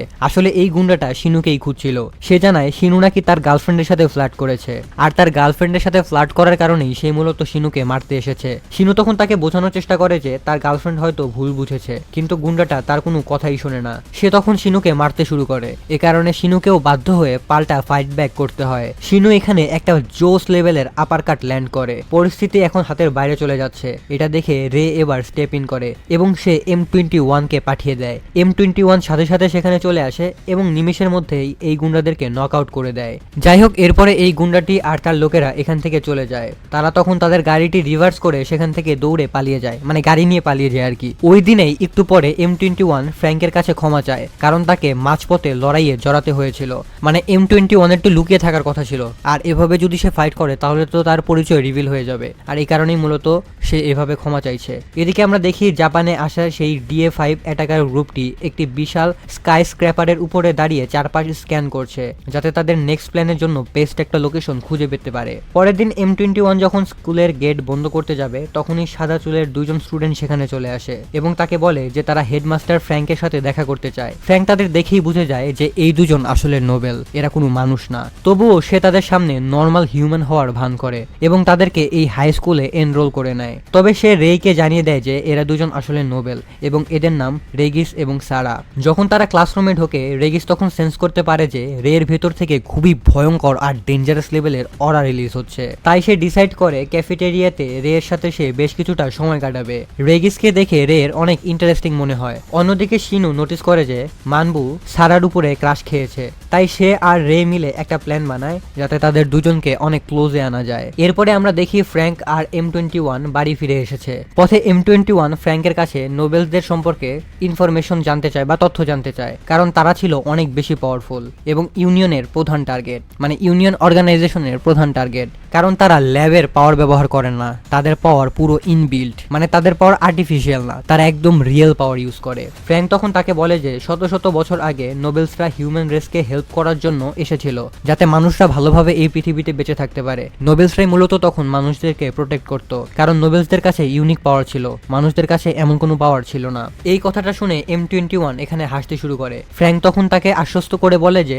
সব নোবেলসদের পাওয়ার আসলে এক না, বা সব নোবেলসদের চিন্তা ভাবনাও এক না। অনেকে বিশ্বাস করে যে এই সোসাইটি প্রোগ্রেস করার জন্য হিউম্যানদের আর কোনো সুপিরিয়র রেস দরকার পড়বে না, মানে মানুষদের আর নোবেলের কোনো প্রয়োজন নেই, এটাই মূলত বোঝাচ্ছে। বাড়ি ফিরে ফ্র্যাঙ্ক একটু হতাশ হয়ে যায় এটা দেখে। রেগিস, সারা আর রে তাদের বন্ধুদের সাথে এখানে পার্টি করছে। সে এখানে তার ইমোশন লুকিয়ে কিচেনে ডিশ ওয়াশ করতে চলে যায়। মানবু আর শিনো যখন দেখে যে M21 এখানে ফ্র্যাঙ্কের সাথেই থাকে, তখন সে শিনুকে সাজেস্ট করে যাতে ফ্র্যাঙ্ক ওই রেগিস আর সেরাকেও এখানে থাকার পারমিশন দেয়। ফ্র্যাঙ্ক প্রথমে একটু ইতস্তত করলেও রের সম্মতিতে সে রাজি হয়ে যায়। এরপর সে কিচেনে ফিরে এসে M21 এর কাছে ক্ষমা চায় এত বেশি মানুষকে এই বাড়িতে আনার জন্য, কারণ M21 এত বেশি মানুষদেরকে পছন্দ করে না, সে চুপচাপ থাকতে পছন্দ করে। M21 এখানে খুবই হাম্বল ভাবে থ্যাংক ইউ জানায় এবং ডিশ ওয়াশ করতে তাকে হেল্প করে। সারা রুমে আসে হেল্প করার জন্য, কিন্তু ফ্র্যাঙ্ক তখন তাকে নিষেধ করে দেয়। চলে যাওয়ার সময় সারা নোটিস করে M21 এর হাতে একটা ট্যাটু আছে, যেখানে লেখা ছিল 21 বা 21। পরের দিন সারা রেগিসকে ওই ট্যাটু সম্পর্কে জিজ্ঞাসা করে এবং বলে M21 আসলে ইউনিয়নের একটি এক্সপেরিমেন্টের সাবজেক্ট ছিল। ইউনিয়ন অর্গানাইজেশন সাধারণত তাদের সাবজেক্টের উপরে এভাবেই নাম্বার অ্যাসাইন করে থাকে। রেগিস ডিসাইড করে যে সে M21 এর একটা ট্রায়াল নিবে। সে M21 কে তার পরিচয় নিয়ে জেরা করতে থাকে, কিন্তু M21 মিথ্যা বলে যে সে ইউনিয়নের কেউ না। রেগিস তাকে আরো পুশ করে যাতে সে সত্যিটা বলে দেয়। এক পর্যায়ে M21 তাকে সবকিছুই সত্যিটা বলে দেয়। এরপর রেগিস তার মাইন্ড কন্ট্রোল ইউজ করে M21 কে কন্ট্রোল করার চেষ্টা করে, কিন্তু M21 হঠাৎ নিজের হাত ট্রান্সফর্ম করে ফেলে এবং ধারালো নখ বের করে ফেলে। এরপর রেগিস আর M21 এর মধ্যে এখানে ফাইট শুরু হয়ে যায়। লড়াই করার সময় সারা রেগিসকে কন্ট্যাক্ট করে জানায় যে শিনু, মানবু, রে আর সে বাড়িতে ফিরে আসছিল। শিনু আসলে মানবুকে সারার ক্লোজ করে আনার চেষ্টা করছিল, কিন্তু হঠাৎ করে একজন অজানা লোক তাদের সামনে এসে দাঁড়ায় এবং তাদের অর্ডার ফলো করতে বলে। সে রের উপর একটা নাইফও ইউজ করে। খবর পেয়ে রেগিস আর M21 দৌড়ে সেদিকে যায়। সেখানে গিয়ে সে দেখতে পায় শিনু একাই ওই গুন্ডাদের সাথে ফাইট করছে। রেগিস মাঝপথে ঢোকার চেষ্টা করে। M21 তাকে আটকায় এবং জানায় সারা একদম সেফ আছে। সে আরো বলে মানুষরা এখন আগের মতো অত উইক না বা দুর্বল না। ঠিক যখন এই গুন্ডাদের বস গুলি বের করতে নেয়, তখনই M21 শিনুকে বাঁচিয়ে নেয়। এরপর সে সব গুন্ডার 12টা বাজিয়ে দেয় এবং তারা সবাই বাড়িতে চলে যায়। রাতে M21 রেগিসকে ইনফর্ম করে মানুষদের এখন আর নোবেলদের লিডারশিপের দরকার নেই, মানুষরা এখন আগের চেয়ে অনেক বেশি সেলফ ইন্ডিপেন্ডেন্ট। বাড়িতে পৌঁছে রেগিস M21কে ওয়ার্নিং দিয়ে বলে যে আমি তোমার উপরে নজর রাখবো, যদি উল্টাপাল্টা কিছু করার চেষ্টা করো তাহলে আমি তোমাকে একদম মেরে ফেলবো। ডিনারের সময় রেগিস ফ্র্যাঙ্কের উপরে মাইন্ড কন্ট্রোল ট্রাই করে যেন সে বুঝতে পারে ফ্র্যাঙ্ক আসলে নর্মাল মানুষ কিনা। ফ্র্যাঙ্কের উপরে মাইন্ড কন্ট্রোল কাজ না করলেও সে এমন নাটক করে যাতে রেগিস মনে করে যে তার মাইন্ড কন্ট্রোল হয়তো বা কাজ করছে। এরপর রেগিস তার পাওয়ার রে এর উপরে ইউজ করে, কিন্তু সে নিজেই ডাউটে পড়ে যায় যে তার পাওয়ার আদৌ কাজ করছে কিনা, কারণ রে সবসময় এক্সপ্রেশন ছাড়া থাকে। অন্যদিকে ইউনিয়নের গ্রুপ DA5 কফিন গায়েব হওয়ার কেসটা চেক করছিল। তাদের হিসাব অনুযায়ী পুলিশ এই ইনসিডেন্টটাকে সাইকো র্যাম্পেজ বলে ধামাচাপা দিয়ে দিয়েছে, অথচ পরিষ্কার বোঝা যাচ্ছে যে এটা কোনো সুপার হিউম্যানের কাজ। এছাড়া জেক আর ম্যারি, যারা হাই লেভেলের সুপার হিউম্যান মডেল এবং যারা কফিনের তদন্তের জন্য আগে এখানে এসেছিল, তাদেরও কোনো খবর পাওয়া যাচ্ছে না। আর যেহেতু তাদের খবর পাওয়া যাচ্ছে না, তাই DA5 ধরে নেয় যে তারা এখনো হয়তোবা কফিনটাকে খুঁজছে, কারণ তারা ইনফেক্টেড M21 আর M24 এর ব্যাপারে কোনো রিপোর্টই পাঠায়নি। M21 আর M24 এর কারেন্ট কন্ডিশন সম্পর্কে কিছু জানতে না পেরে DA5 ধরে নেয় যে তারা দুজনেই বেঁচে আছে এবং তারা তাদেরকে খোঁজা শুরু করে। হাই স্কুলে মানবু শিনুকে বকা দিচ্ছিল কারণ সে বারবার ফাইটে জড়িয়ে পড়ে। এছাড়াও সে রেগিসের সাথে সবসময় চিপকে থাকতে শুরু করেছিল। এটা দেখে শিনুর মনে হয় মানবু হয়তো মেয়েদের বদলে ছেলেদের উপরে বেশি ইন্টারেস্টেড, মানে সারা একটা গে। এরপর সিন শিফট হয় মানবুর ঘরে, কারণ সে কম্পিউটারের অনেক বেশি এক্সপার্ট। তার আঙ্কেল যে একটা পুলিশ অফিসার, সে তাকে পুলিশ ডিপার্টমেন্টের সার্ভারের সিকিউরিটি চেক করার কাজ দেয়। সিকিউরিটি চেক করার সময় মানবু DA5 এর একজন মেম্বার টি এর মুখোমুখি হয়। সে পুলিশদের সার্ভার হ্যাক করার চেষ্টা করছিল। ধীরে ধীরে দুজনেই একে অপরকে তাদের স্কিলের প্রতি রেসপেক্ট দেখাতে শুরু করে, কারণ তারা আগে কখনোই নিজেদের মতো এত পাওয়ারফুল লেভেলের হ্যাকার দেখেনি। এরপর দুজনেই একে অপরকে টেক্কা দেওয়ার চেষ্টা করে এবং সার্ভারের মাধ্যমে একে অপরের উপরে অ্যাটাক পাঠাতে থাকে। এই ইন্টেন্স ফাইটের মাঝখানেই কোনো চিন্তা ভাবনা ছাড়াই শিনু সব মজা নষ্ট করে ফেলে। সে ভুল করে ল্যাপটপের ব্যাটারি কার্ডের উপরে পা দিয়ে দেয় আর মানবুর ল্যাপটপ বন্ধ হয়ে যায়। মানবু খুব রেগে গিয়ে শিনুকে বকা দেয়, কারণ সে কোনো সময় নিজের ব্রেন ইউজ করে কিছুই করে না। এরপর সে রুম থেকে বেরিয়ে আসে তার আঙ্কেলকে সার্ভারের অ্যাটাকের কথা জানাতে। মানবু বেরিয়ে যেতেই শিনু ল্যাপটপের কন্ট্রোল নিয়ে নেয় এবং মানবুর চ্যাট পড়া শুরু করে। ওদিকে টিয়ে মানবুর স্কিলে ইমপ্রেসড হয়ে এখানে চ্যাট করা শুরু করে। সে জানতো না যে ল্যাপটপের পেছনে এখন মানবু নেই, এখানে শিনু বসে আছে। শিনুর একটু অদ্ভুত লাগে যখন টিয়ে জানায় যে সে 24 বছর বয়সের একটা ছেলে। এতে শিনু আরো অনেক বেশি শিওর হয়ে যায় যে মানবুর ছেলেদের উপরে ইন্টারেস্টেড আছে, তাও আবার নিজের চেয়ে বড় বয়সী ছেলেদের উপরে।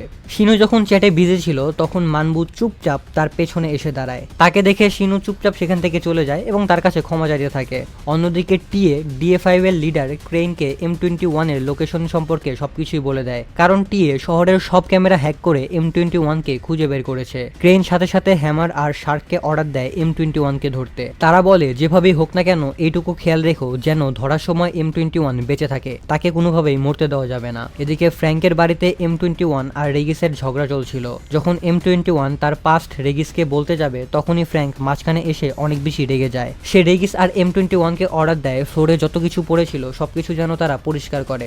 রেগিস এখানে অনেক বেশি জেদ ধরেছিল। সে বলে সে ক্লিন করতে পারবে না। সে আরো বলে রে এরও কিন্তু ক্লিনিংয়ে হাত লাগানো উচিত। ফ্র্যাঙ্ক তার মাস্টারের কাছে অনুমতি চায় এবং কথা সারার টপিকে চলে যায়, কিন্তু রেগিস কথাটা আবারও রে এর দিকে ঘুরিয়ে দেয়। রেগিসের বকবকানি শুনে বিরক্ত হয়ে রে কোনো এক্সপ্রেশন না দেখিয়ে উঠে দাঁড়ায় এবং রেগিসের সাথে এই রুমে পড়ে থাকা ময়লাগুলো পরিষ্কার করতে থাকে। পরের দিন ফ্র্যাঙ্ক M21কে একটা ফেক ব্যাংক অ্যাকাউন্ট দেয় যাতে ইউনিয়নের লোক তাকে ট্রেস করতে না পারে এবং ওই অ্যাকাউন্টেই M21 এর প্রথম স্যালারি বা বেতন সে পাঠিয়ে দেয়। যাই হোক, এরপরে M21 যখন কোনো একটা জায়গায় যাচ্ছিল তখন হঠাৎ তার সাথে শার্ক আর হ্যামারের দেখা হয় এবং মুহূর্তের মধ্যেই তাদের কথা কাটাকাটি থেকে ব্যাপারটা মারামারি পর্যন্ত গড়িয়ে যায়। অল্প সময়ের লড়াইয়ের পর বোঝা যায় এটা ছিল মূলত একতরফা একটা ফাইট, যেখানে শার্ক খুবই সহজে M21কে হারিয়ে দেয়। কিছুক্ষণ পর রেগিস আর সারা সেখানে পৌঁছালে তারা দেখে M21 মারাত্মকভাবে আহত হয়ে পড়ে আছে। তখন এই লড়াইটা থেমে যায়। রেগিসের কথায় রেগে গিয়ে শার্ক তার উপরে অনেক পাওয়ারফুল অ্যাটাক করে, কিন্তু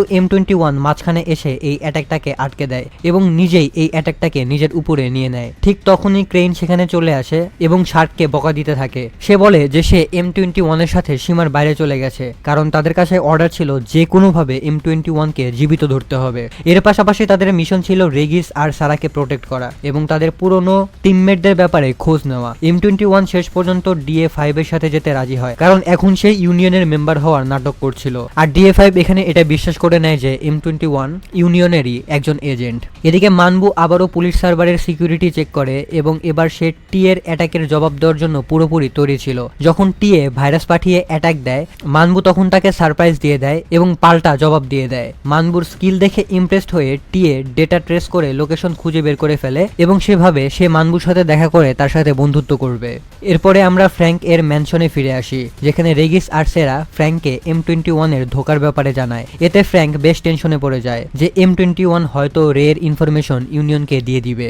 একটি গোপন জায়গায় DA5 এর মেম্বাররা M21 কে আটকে রেখে টর্চার করে এবং কফিন মিশন আর জেক ও ম্যারির ব্যাপারের ইনফরমেশন বের করার চেষ্টা করে, কিন্তু M21 মুখ খোলে না। তাই DA5 ডিসাইড করে তাকে কিছুক্ষণের জন্য একা ছেড়ে দিবে যাতে সে চিন্তা ভাবনা করার সময় পায়। টিএ যখন দেখে M21 এর অবস্থা অনেক বেশি খারাপ, সে তখন তাকে পানি অফার করে, যা দেখে M21 আর বাকি DA5 মেম্বাররা অনেক বেশি অবাক হয়ে যায়। যাই হোক, পানি খাওয়ার পর DA5 এর কথা অনুযায়ী M21 তখন কোঅপারেট করতে রাজি হয়। সে প্রমিস করে যে সে ইনফরমেশন দিবে, তবে শর্ত একটাই, DA5 তাকে অন্যান্য ফিল্ড এক্সপেরিমেন্ট সাবজেক্টদের ডেটা দিবে। ডিল অ্যাকসেপ্ট করার পর M21 নিজের পজিশনের সুবিধা নেয়, কারণ সেই ছিল এই কেসের একমাত্র লিড। তাই সে খাওয়ার জন্য বার্গেন শুরু করে। ক্রেইন হ্যামারকে বলে তার ওই অয়েলি আর মেকি ম্যাকডোনাল্ডস ব্রেকফাস্ট M21 এর সাথে শেয়ার করতে, কিন্তু M21 এখানে সরাসরি জানিয়ে দেয় যে সে এক বাটি রামেন খেতে চায়, সে অন্য কিছুই খাবে না। ব্রেকের সময় টিএ টাকেওর গ্রুপের সাথে কাজ করার স্টাইলের প্রশংসা করতে থাকে।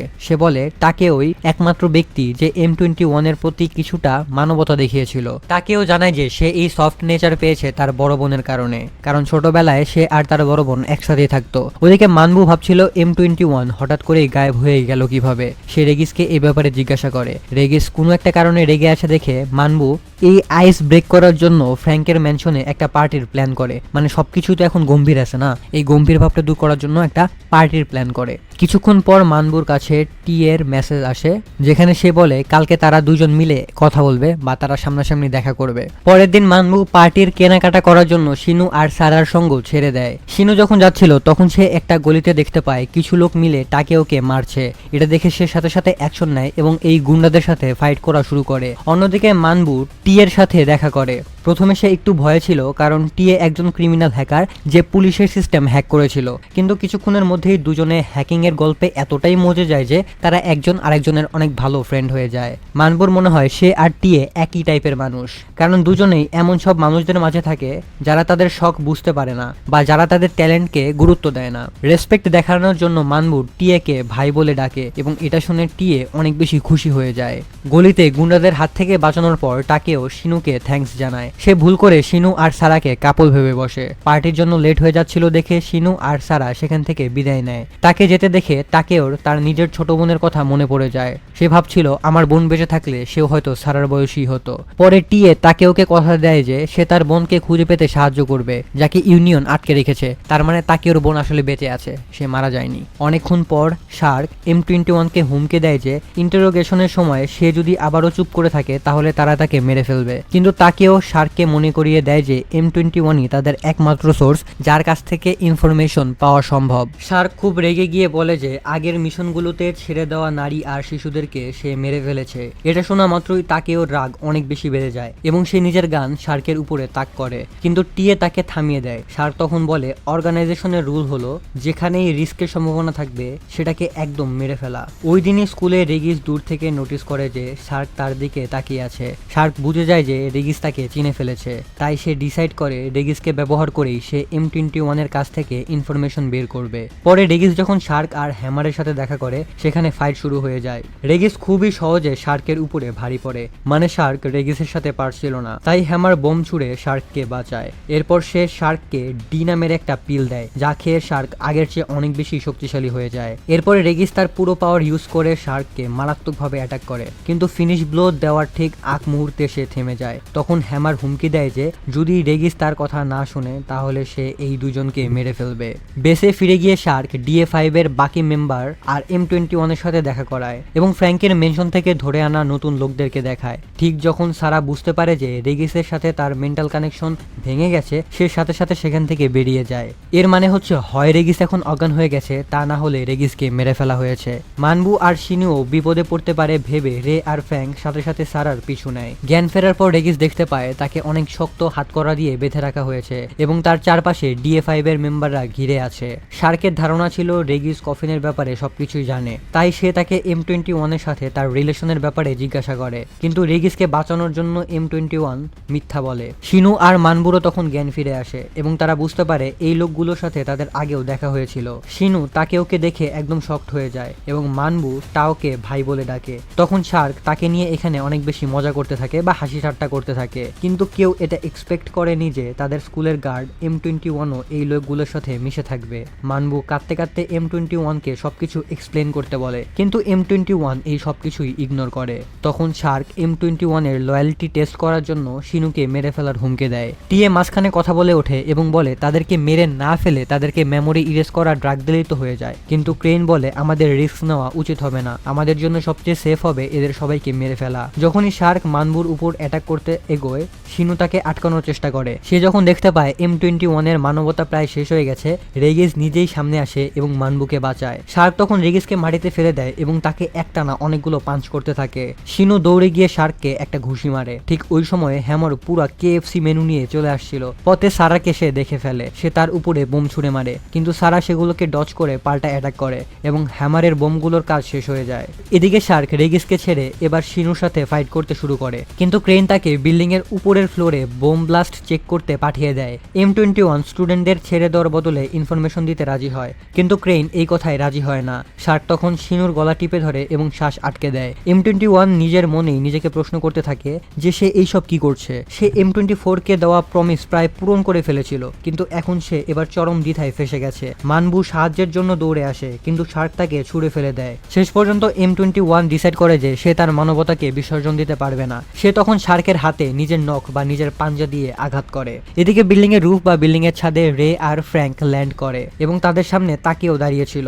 ফ্র্যাঙ্ক বলে যে রে যেন তার বন্ধুদের হেল্প করে আর সে নিজে তাকে ওর সাথে ফাইট করবে। ফ্র্যাঙ্ক তাকে ওর উপরে অ্যাটাক করে, কিন্তু তাকেও একটা ব্ল্যাক বক্স ম্যাজিক ইউজ করে সেটাকে ব্লক করে দেয়। এরপর তাকেও ফায়ারিং শুরু করে। ফ্র্যাঙ্ক নোটিস করে যে তাকে ওর কাছে স্নাইপার রাইফেল আছে, তাই সে তার কাছে যাওয়ার ডিসিশন নেয়। সে পৌঁছেও যায়, কিন্তু তখনই টুইস্ট আসে।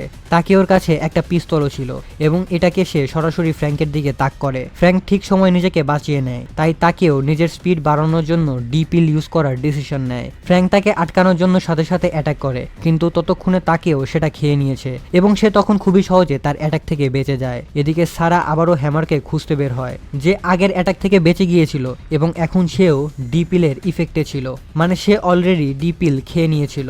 এরই মাঝে M21 স্টুডেন্টদেরকে বাঁচানোর জন্য শার্কের দিকে তেড়ে যায় এবং তার অ্যাটাকের সামনে এসে দাঁড়ায়। এতে শার্ক উল্টো মাটিতে পড়ে যায়।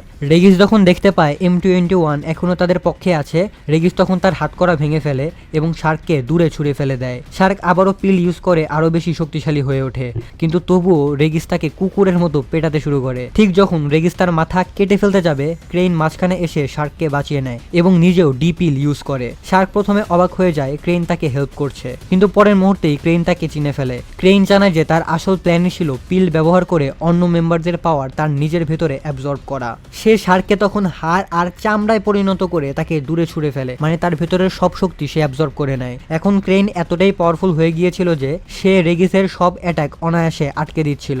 এরপর সে রেগিসকে অনেক জোরে একটা পাঞ্চ মারে, কিন্তু সে তাকে পুরোপুরি মেরে ফেলে না, কারণ তার কাছে কফিনের ইনফরমেশন ছিল।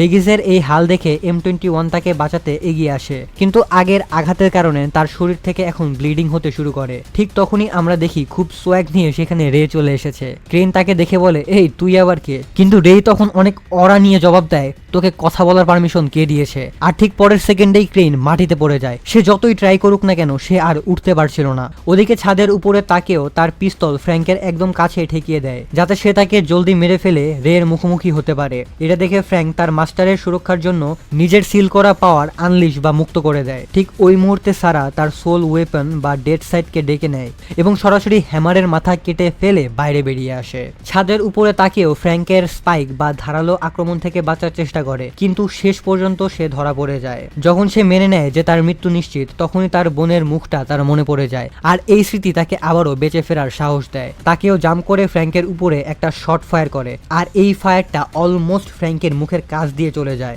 সে ফ্র্যাঙ্কের পেছনে দৌড়ায়, কিন্তু ফ্র্যাঙ্ক তাকে নড়াচড়া করতে বাধা দেয়। তাকেও মাটিতে পড়ে যায় এবং ফ্র্যাঙ্ক তাকে শেষ করতে এগিয়ে যায়। ঠিক তখনই সারা সেখানে চলে আসে এবং ফ্র্যাঙ্কের পাওয়ার দেখে দেখে বোঝা যায় যে সে কোনো সাধারণ মানুষ না, সে এতদিন জাস্ট একটা সাধারণ মানুষ হওয়ার অ্যাক্টিং করছিল। ওদিকে ফ্র্যাঙ্কও কিন্তু তখন বুঝে গিয়েছিল যে সারা একজন নোবেল ক্ল্যান লিডার যার কাছে সোল ওয়েপন আছে। তাকেও সারাকে দেখে একটি রিকোয়েস্ট করে, কারণ সে আগেই তার সাথে দেখা করেছিল। সে সারাকে বলে শিনুকে প্রোটেক্ট করতে, কারণ ওই গলিতে শিনুই তাকে বাঁচিয়েছিল।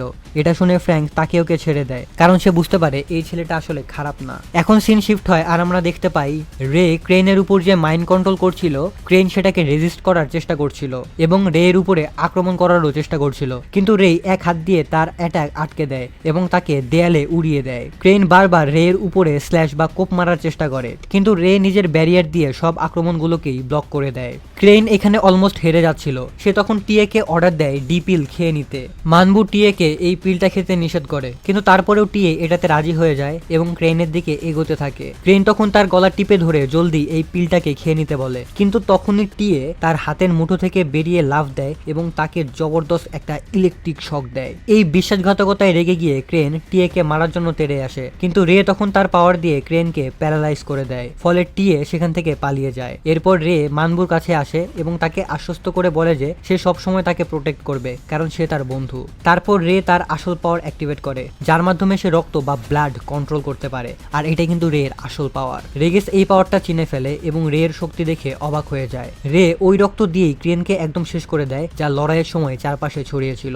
ক্রেন রে এর এই অবিশ্বাস্য পাওয়ারের সামনে টিকতেই পারে না এবং সে এখানে পুরোপুরি শেষ হয়ে যায়, আর এখানেই এই ফাইটটা শেষ হয়ে যায়। পরের দিন আমরা ফ্র্যাঙ্কের ম্যানশন দেখি, যেখানে তাকে ওর জ্ঞান ফেরার পর সে উঠে বসে এবং পাশের রুমের ব্যান্ডেজ মোড়ানো অবস্থায় M21 কে দেখতে পায়। ফ্র্যাঙ্ক নোটিস করে যে গত রাতের লড়াইয়ের ক্লান্তির কারণে রের মুখ দিয়ে রক্ত বের হচ্ছে।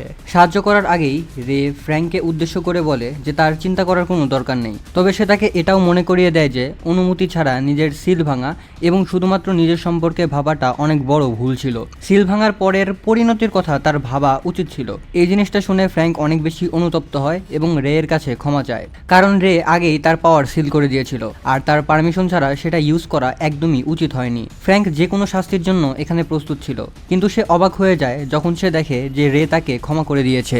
রে তখন বলে যে সে ফ্র্যাঙ্কের উপর অনেক বেশি ভরসা করে আর সে জানে যে বিনা কারণে ফ্র্যাঙ্ক কখনোই তার অবাধ্য হবে না। এরপরে ক্ষুধা লাগার জন্য তারা দুজনেই ডিনার টেবিলের দিকে যায়। সেখানে টিএ সারার কুকিং দেখে অনেক বেশি ইমপ্রেসড হয়ে যায়, কিন্তু ফ্র্যাঙ্কের স্পেশাল রামেন দেখে সে আরো অনেক বেশি অবাক হয়। ওদিকে আমরা M21 কে দেখি, সে ভাবছিল যে এটাই হয়তো তার মতো অন্য এক্সপেরিমেন্ট সাবজেক্টদের ব্যাপারে জানার সেরা একটা সুযোগ। সে নিজের ব্যর্থতার জন্য নিজের দুর্বলতাকে দায়ী করতে থাকে। তখন রে তাকে বলে যে তার ভেতরে আরো অনেক বেশি শক্তি লুকিয়ে আছে, যা সম্পর্কে সে নিজে কিছুই জানে না। সে তার ট্রু ফর্ম সম্পর্কে কিছুই জানে না, তবে সে যদি এগুলো জানতে পারে তাহলে সে অনেক বেশি শক্তিশালী হয়ে যেতে পারবে।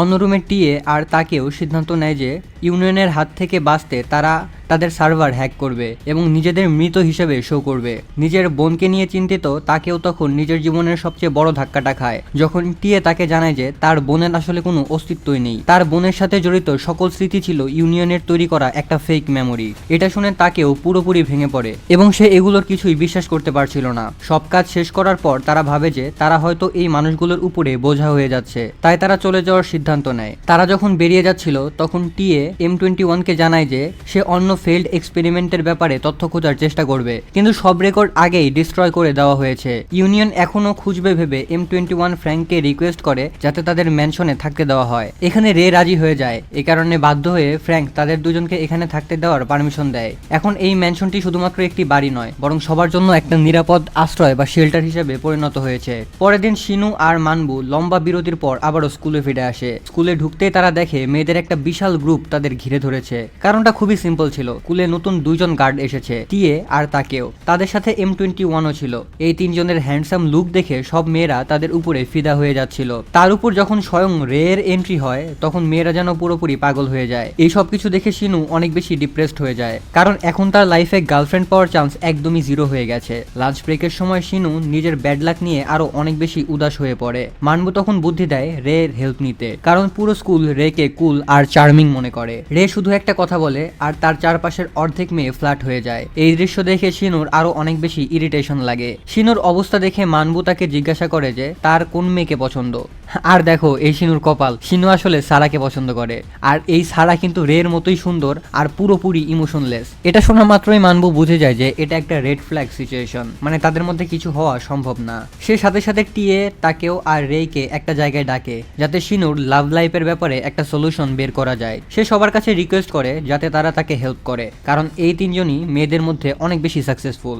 যখন সবাই জানতে পারে শিনু সারার উপর ক্রাশ খাচ্ছে, তখন টিয়ে তাকেও আর M21 বুঝে যায় যে এটা একটা ইম্পসিবল মিশন। তারা পালানোর চেষ্টা করে, কিন্তু রের আদেশে তারা হেল্প করতে বাধ্য হয়। অনেক ট্রাই করার পরেও শিনু যখন কিছুতেই সফল হতে পারে না, তখন তারা হেডমাস্টারের রুমে ফ্র্যাঙ্কের কাছে যায়। শিনু তখন তাকে জিজ্ঞাসা করে তার কি কখনো মেয়েদের নিয়ে কোনো প্রবলেম হয়েছে। ফ্র্যাঙ্ক অবাক হয়ে বলে যে এমনটা কখনো হয়নি, কারণ মেয়েরা সবসময় তার জন্য পাগল ছিল। ফ্র্যাঙ্ক যখন তার স্টোরি শোনায়, তখন শিনু বুঝতে পারে যে ফ্র্যাঙ্কের প্রবলেম এটা ছিল না যে কেউই তাকে পছন্দ করে না, ফ্র্যাঙ্কের প্রবলেম এটা ছিল যে সে এত বেশি সুন্দর যে সবসময় তার পেছনে মেয়েরা পড়ে থাকতো, আর এই জিনিসটা ফ্র্যাঙ্কের একদমই ভালো লাগতো না। এরপর হেল্পের জন্য তারা রেগিসের কাছে যায়, কারণ সে সবসময় সারার আশেপাশেই থাকে। কিন্তু রেগিস আর সারার রিলেশন খুব নর্মাল হওয়ায় সে বিশেষ কিছু সাহায্য করতে পারে না। এটা দেখে M21 রেগিসকে ইউজলেস বলে দেয়। বরাবরের মতো তাদের দুজনের মধ্যে ঝগড়া শুরু হয় এবং রাগের মাথায় রেগিস বলে যে সে আর কোনো হেল্প করবে না। সে যখন চলে যাচ্ছিল, তখন রে তার পেছনে এসে দাঁড়ায় এবং তাকে অর্ডার দেয় যাতে সে শিনুকে সাহায্য করে।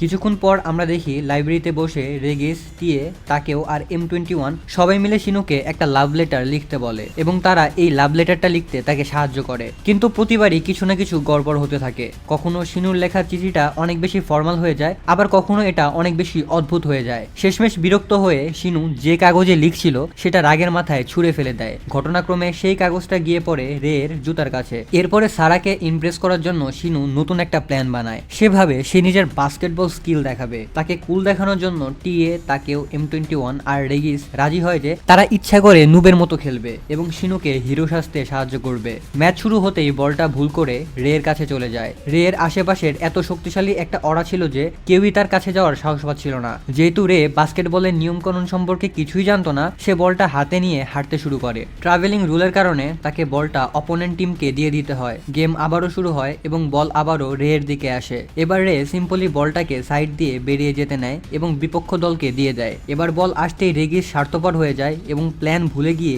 M21 এর সাথে রাইভেলি শুরু করে দেয়, মানে সে M21 কে হারানোর চেষ্টা করে। দুজনেই একে অপরের চেয়ে বেশি বাস্কেট করার চেষ্টা করতে থাকে যাতে প্রমাণ করতে পারে যে তাদের দুজনের মধ্যে কে বেশি ভালো প্লেয়ার। কিছুক্ষণ পর বল আবারও রের কাছে আসে। এবার সে সিরিয়াসলি শিনুকে হেল্প করতে চায়। রে ফুল স্পিডে বলটা শিনুর দিকে পাস করে এবং M21 এর ব্লকের মাঝখান দিয়ে বলটা শিনুর হাতে পৌঁছে যায় যাতে সে মেয়েদের সামনে কুল সাজতে পারে। শিনু স্ল্যাম ড্রাঙ্কের জন্য জাম্প করে, কিন্তু তার সেই গোল্ডেন চান্স তাকেও নিজে বরবাদ করে দেয়। সে নিজের কাজের কথা ভুলে গিয়ে বলটা ছিনিয়ে নেয় এবং নিজেই বাস্কেট করে ফেলে। এখন সব মেয়েরা আবারও তাকেওয়ের উপরে ফিদা হয়ে যায়। একদম হতাশ হয়ে শিনু আর মানবু বাইরে বেঞ্চে গিয়ে বসে পড়ে। শিনু সিদ্ধান্ত নেয় যে সে সারার পেছনে ঘোরা বন্ধ করে দিবে, কারণ সে ভাবছিল সারার মনে হয়তো তার জন্য কোনো ফিলিংস নেই। এর কিছুক্ষণ পর সারা আর রেগিস তার পেছনে চলে আসে। সারা সেই লাভ লেটারটা দেখায় যেটা শিনু রাগের মাথায় ছুঁড়ে ফেলে দিয়েছিল। খুবই লজ্জা পেয়ে শিনু জিজ্ঞাসা করে সে কি এই চিঠিটা পড়েছে কিনা। সারা হ্যাঁ বলে এবং তাকে বলে যে সে যেন শুধুমাত্র নিজের মতো থাকে,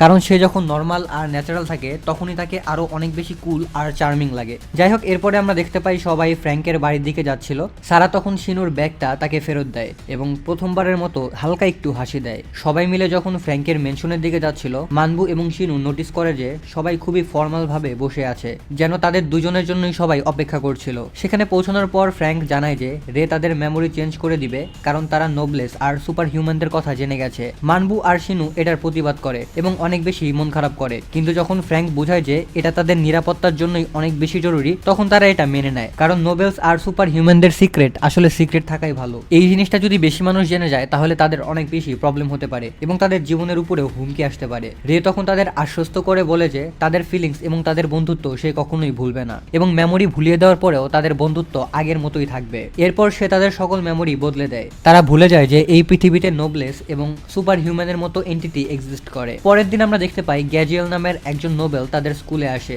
সে হলো ল্যান্ড্রেক ক্ল্যানের লিডার। স্কুলে ঢোকা মাত্রই সবাই অনুভব করতে পারে যে কোনো একটা শক্তিশালী নোবেল তাদের এখানে এসেছে। রেগিস আর সারা তাকে গ্রিট করে, কারণ রেগিসও ল্যান্ড্রে ক্ল্যানের সদস্য ছিল। তখনই গ্যাজিয়েল রেগিসের ডিউটি নিয়ে প্রশ্ন তোলে এবং বলে সে মডিফাইড হিউম্যানদের সাথে সময় কেন নষ্ট করছে। রেগিস যখন এর উত্তর দিতে যাবে তখনই ফ্র্যাঙ্ক গেটে এসে গ্যাজিয়েলকে গ্রিট করে এবং নিজের ম্যানশন ম্যানশনে ইনভাইট করে। ফ্র্যাঙ্কের সাথে গ্যাজুয়েলের পুরাতন একটা অতীত ছিল। যাই হোক, অন্যদিকে নোবেলদের কান্ট্রি লিউকেডেনিয়াকে আমরা দেখতে পাই। সেখানকার বর্তমান লর্ড রাস্কিয়া একটি মিটিং ডাকে। সেই মিটিংয়ে সে বাকি ক্ল্যানদের লিডারকে জানায় যে গ্যাজুয়েল জাপানে গেছে। কিছু নোবেল পয়েন্ট আউট করে যে রেগিস আর সারা, যাদের কফিন ফিরিয়ে আনার দায়িত্ব দেওয়া হয়েছিল, তারা অনেকদিন ধরে চুপ আছে। এতে এই সন্দেহ আরো অনেক বেশি বেড়ে যায় যে তারা হয়তো ইচ্ছা করেই চুপ আছে এবং তারা নোবলেস বা রে এর সাথে মিলে কাজ করছে। অনেকে রেকে গাদ্দার বা ট্রেটার মনে করে, কারণ তাদের বিশ্বাস যে সেই পূর্ববর্তী লিডার, যে মূলত বর্তমান লিডার রাস্কের বাবা ছিল, তাকে হত্যা করেছে। মিটিং এর পর কারিয়াসের মনে হয় যে রেগিস আর সারার উপরে এত তাড়াতাড়ি দোষ চাপিয়ে দেওয়া উচিত না। তবে রাজাক বেইমানির সম্ভাবনাকে পুরোপুরি উড়িয়ে দেয় না। এদিকে কার্টিয়া ক্ল্যানের লিডার রায়েল, যে কিনা রাজাকের ছোট ভাই ছিল, সে সারায়ের নাম শুনেই চমকে ওঠে। কিন্তু কার্টিয়া ক্ল্যানের বর্তমান লিডার রাজাক তাকে তার নিচু স্ট্যাটাসের কথা মনে করিয়ে দিয়ে তাকে চুপ করিয়ে দেয় এবং তাকে ইগনোর করে। এরপর আমরা আবারও ফ্র্যাঙ্কের ম্যানশনে ফিরে আসি। গ্যাজুয়েল রের সাথে দেখা করে এবং তাকে জানায় যে যেহেতু ইটারনাল স্লিপকে মৃত্যুর সমান মনে করা হয়, তাই লুকেডেনিয়ার অনেকেই এখনো তাকে ট্রেটার বা বিশ্বাসঘাতক মনে করে। লুকেডেনিয়ার অনেকেরই বিশ্বাস যে রেই পূর্ববর্তী লর্ডকে হত্যা করেছে। এছাড়া অনেক সিনিয়র নোবেল ক্ল্যান লিডারও আগের লর্ডের সাথে ইটারনাল স্লিপ বা চিরনিদ্রায় চলে গেছে।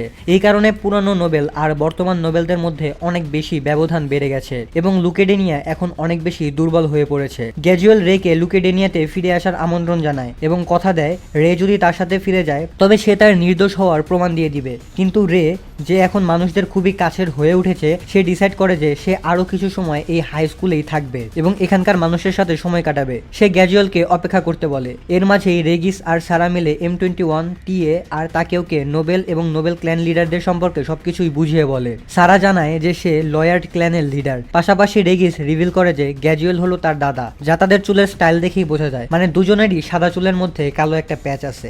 রে আরো কিছুদিন এখানে থাকার সিদ্ধান্ত নেওয়ায় গ্যাজুয়েল এবার একাই এখান থেকে চলে যাওয়ার সিদ্ধান্ত নেয়। তবে সে ফ্র্যাঙ্ককে ধন্যবাদ দেওয়ার বদলে সে সরাসরি ফ্র্যাঙ্ককে বলে যে সে এখনো ফ্র্যাঙ্ককে বিশ্বাস করে না, কারণ 820 বছর আগে ফ্র্যাঙ্ক ছিল একজন নোবেল কিলার এবং সে একাই শত শত নোবেলকে হত্যা করেছিল। এই কথা শুনে ফ্র্যাঙ্কের মনে পড়ে যায় 820 বছর আগের সেই নিষ্ঠুর অতীতের কথা। এখন আমরা সেই ফ্ল্যাশব্যাকটাকে দেখতে পাই। সেই সময় নোবেলরা মানুষদের ছোট করে দেখতো, আর নোবেলরা যেহেতু মানুষদের ছোট করে দেখতো, তাই নোবেলদের শিক্ষা দেওয়ার জন্যই ফ্র্যাঙ্ক নোবেলদের মারতে শুরু করে। আর এ কারণেই তাকে নোবেল হান্টার উপাধি দেওয়া হয়। নোবেল হান্টারকে শেষ করে দেওয়ার জন্য তৎকালীন লিডার গ্যাজুয়েল এবং রেগারকে অর্ডার দেয় যেন তারা ফ্র্যাঙ্ককে জীবিত ধরে নিয়ে আসে। একটা শান্ত রাতে গ্যাজুয়েল আর রেগার তাদের বাহিনী নিয়ে ফ্র্যাঙ্কের গোপন আস্তানায় হামলা করে। নিজের আস্তানা এক্সপোজ হয়ে গেছে বুঝতে পেরে ফ্র্যাঙ্ক পালানোর চেষ্টা করে এবং সে একটা পাহাড়ের চূড়ায় গিয়ে আটকে যায়। সেখানে সে নিজের পাওয়ার আনলিশ করে দেয় এবং পুরো আর্মিকে একাই নক আউট করে ফেলে। গ্যাজুয়েল আর রেগার সাথে সাথে তার পথ আটকে দাঁড়ায়। ফ্র্যাঙ্ক একদমই কোঅপারেট করার মুডে ছিল না। সে রেগারের সাথে ফাইট করা শুরু করে। কিছুক্ষণ পর রেগার গ্যাজুয়েলকে পেছনে থাকতে বলে এবং নিজের সোল ওয়েপন কার্তাস বের করে, যা শুধুমাত্র ক্ল্যান লিডার বা লর্ডরাই ইউজ করতে পারে। রেগার সোল ওয়েপন বের করা মাত্রই আকাশ কালো মেঘে ঢেকে যায় এবং বেগুনি রঙের বিদ্যুৎ চমকাতে থাকে। একটি বেগুনি বিদ্যুৎ সরাসরি ফ্র্যাঙ্কের হাতের উপরে পড়ে এবং তার ডার্ক স্পিয়ার সামন হয়। লড়াই চলাকালীন সময়ে ফ্র্যাঙ্ক নিজের বডির উপর কন্ট্রোল হারাতে শুরু করে, কারণ ডার্ক স্পিয়ার তার আত্মাকে পুরোপুরি কারাপ্ট করে দিচ্ছিল। পরিস্থিতি নিয়ন্ত্রণের বাইরে চলে যাচ্ছে দেখে গ্যাজুয়েল নিজের সম্মান সাইডে রেখে রেগারের সাথে যোগ দেয় এবং 2v1 ফাইট শুরু করে দেয়। মানে নোবেলরা তো অনেক বেশি সম্মানী এন্টিটি, সো তারা সবসময় 1 ভার্সেস 1 ফাইটই করে, কিন্তু এখন সম্মানের কথা ভুলে গিয়ে তারা 2v1 করছে। মানে তারা দুজন ফাইট করছে, ওদিকে ফ্র্যাঙ্ক একা ফাইট করছে। গ্যাজুয়েলও এবার নিজের সোল ওয়েপন বের করে নেয়। তিনজনের এক বিশাল অ্যাটাকে ভয়াবহ বিস্ফোরণ ঘটে। ধোঁয়া সরে গেলে দেখা যায় ফ্র্যাঙ্ক সেখানে নেই, শুধু সেখানে রক্তের দাগ পড়ে আছে। পেটে গভীর ক্ষত আর রক্তাক্ত দেহ নিয়ে ফ্র্যাঙ্ক একটি পরিত্যক্ত ম্যানশনে ঢুকে পড়ে এবং ভাবে যে এখানে কেউ নেই। কিছুক্ষণ পরেই সে একটি অন্ধকার রুমে জানালার কাছে গিয়ে রহস্যময় একটি ব্যক্তিকে দাঁড়িয়ে থাকতে দেখতে পায়। সেটা আর কেউ ছিল না, এটা ছিল স্বয়ং রে। ফ্র্যাঙ্ক তাকে দেখে প্রথমে একটা সাধারণ বাটলার বা কাজের লোক মনে করেছিল। যাই হোক, এরপরে গ্যাজুয়েল আর রেগার সেখানে চলে আসে এবং রেকে লর্ডের রিকোয়েস্টের কথা জানায়। কিন্তু রে তখন অফিসিয়ালি ফ্র্যাঙ্ককে নিজের শিষ্য বানিয়ে নেয় এবং ক্ল্যান লিডারদেরকে ফিরিয়ে দেয়। এরপরে দেখা যায় ফ্র্যাঙ্ক রেগারের তত্ত্বাবধানে কঠোর ট্রেনিং নিতে শুরু করেছে, কিন্তু গ্যাজুয়েল তখনও ফ্র্যাঙ্ককে বন্দি করার জেদ ধরে রাখে, কারণ তার মতে ফ্র্যাঙ্ক রের নাম খারাপ করছে। একদিন রের আদেশ পালন করতে গিয়ে ফ্র্যাঙ্ক লর্ডের সাথে দেখা করতে বের হয়। থ্রোন রুম পর্যন্ত যাওয়ার পথে সে নোবেলদের ঘৃণা স্পষ্টভাবে অনুভব করতে পারে। লর্ড সেখানে রের একাকিত্বের কথা উল্লেখ করে এবং ফ্র্যাঙ্কের আয়ু বাড়ানোর জন্য তার সাথে ব্লাড প্যাক বা রক্তের চুক্তির আইডিয়া দেয়। ফ্র্যাঙ্ক প্রথমে নোবেলদের সেবা করতে ইতস্তত করলেও রের সাথে কাটানো 5 বছরের কথা তার মনে পড়ে যায়। সেই সময় লর্ড মনে করত যে তাদের অভিজাত্য বা নোবেলিটি বাঁচানোর জন্য রে অনেক বেশি ইম্পর্টেন্ট, কিন্তু ফ্র্যাঙ্ক লর্ডের এই চিন্তাধারা নিয়ে মজা করতে থাকে এবং পুরো সিস্টেমটাকেই বদলে দেওয়ার সাজেশন দেয়। এটা শুনে লর্ড অনেক বেশি ইন্টারেস্টেড হয়ে যায় এবং রে আর ফ্র্যাঙ্ককে তাদের নিজেদের মতো ছেড়ে দিয়ে সেখান থেকে চলে যায়। মিটিং এর পর নোবেলদের মধ্যে এই ব্লাড প্যাক নিয়ে কানাকানি শুরু হয়। উরাই এই খবর যখন শুনে তখন সে অনেক বেশি রেগে যায়। পরে একদিন কাজ করার সময় ফ্র্যাঙ্ক যখন গ্যাজুয়েলকে ইনভাইট করে তখন উরাই হিংসায় ফেটে পড়ে এবং ফ্র্যাঙ্ককে ডুয়েলের চ্যালেঞ্জ জানায়। ফ্র্যাঙ্ক প্রথমে নিজের পাওয়ার কন্ট্রোলে রাখলেও উরাই তাকে বারবার প্রভোক করতে থাকে, যার ফলে ফ্র্যাঙ্ক তখন তার ডেমনিক ফর্মে চলে আসে। ঠিক তখনই রে ফ্র্যাঙ্ককে তার স্বাভাবিক অবস্থায় ফিরিয়ে আনে। ব্যান্ডেজ করার অবস্থায় ম্যানশনে ফিরে আসার পর ফ্র্যাঙ্ক রের সাথে ব্লাড প্যাক কন্ট্রাক্ট করার চূড়ান্ত সিদ্ধান্ত নেয়। তারা দুজনেই একমত হয় এবং ফ্র্যাঙ্ক তার মাস্টারের প্রতি আজীবন লয়ালিটি বা অনুগত্যের শপথ নেয়। এখন সিন বর্তমানে ফিরে আসে। বর্তমানে গ্যাজুয়েল এই কন্ট্যাক্ট অ্যালাউ করার ব্যাপারটা নিয়ে অনেক বেশি আফসোস করছিল।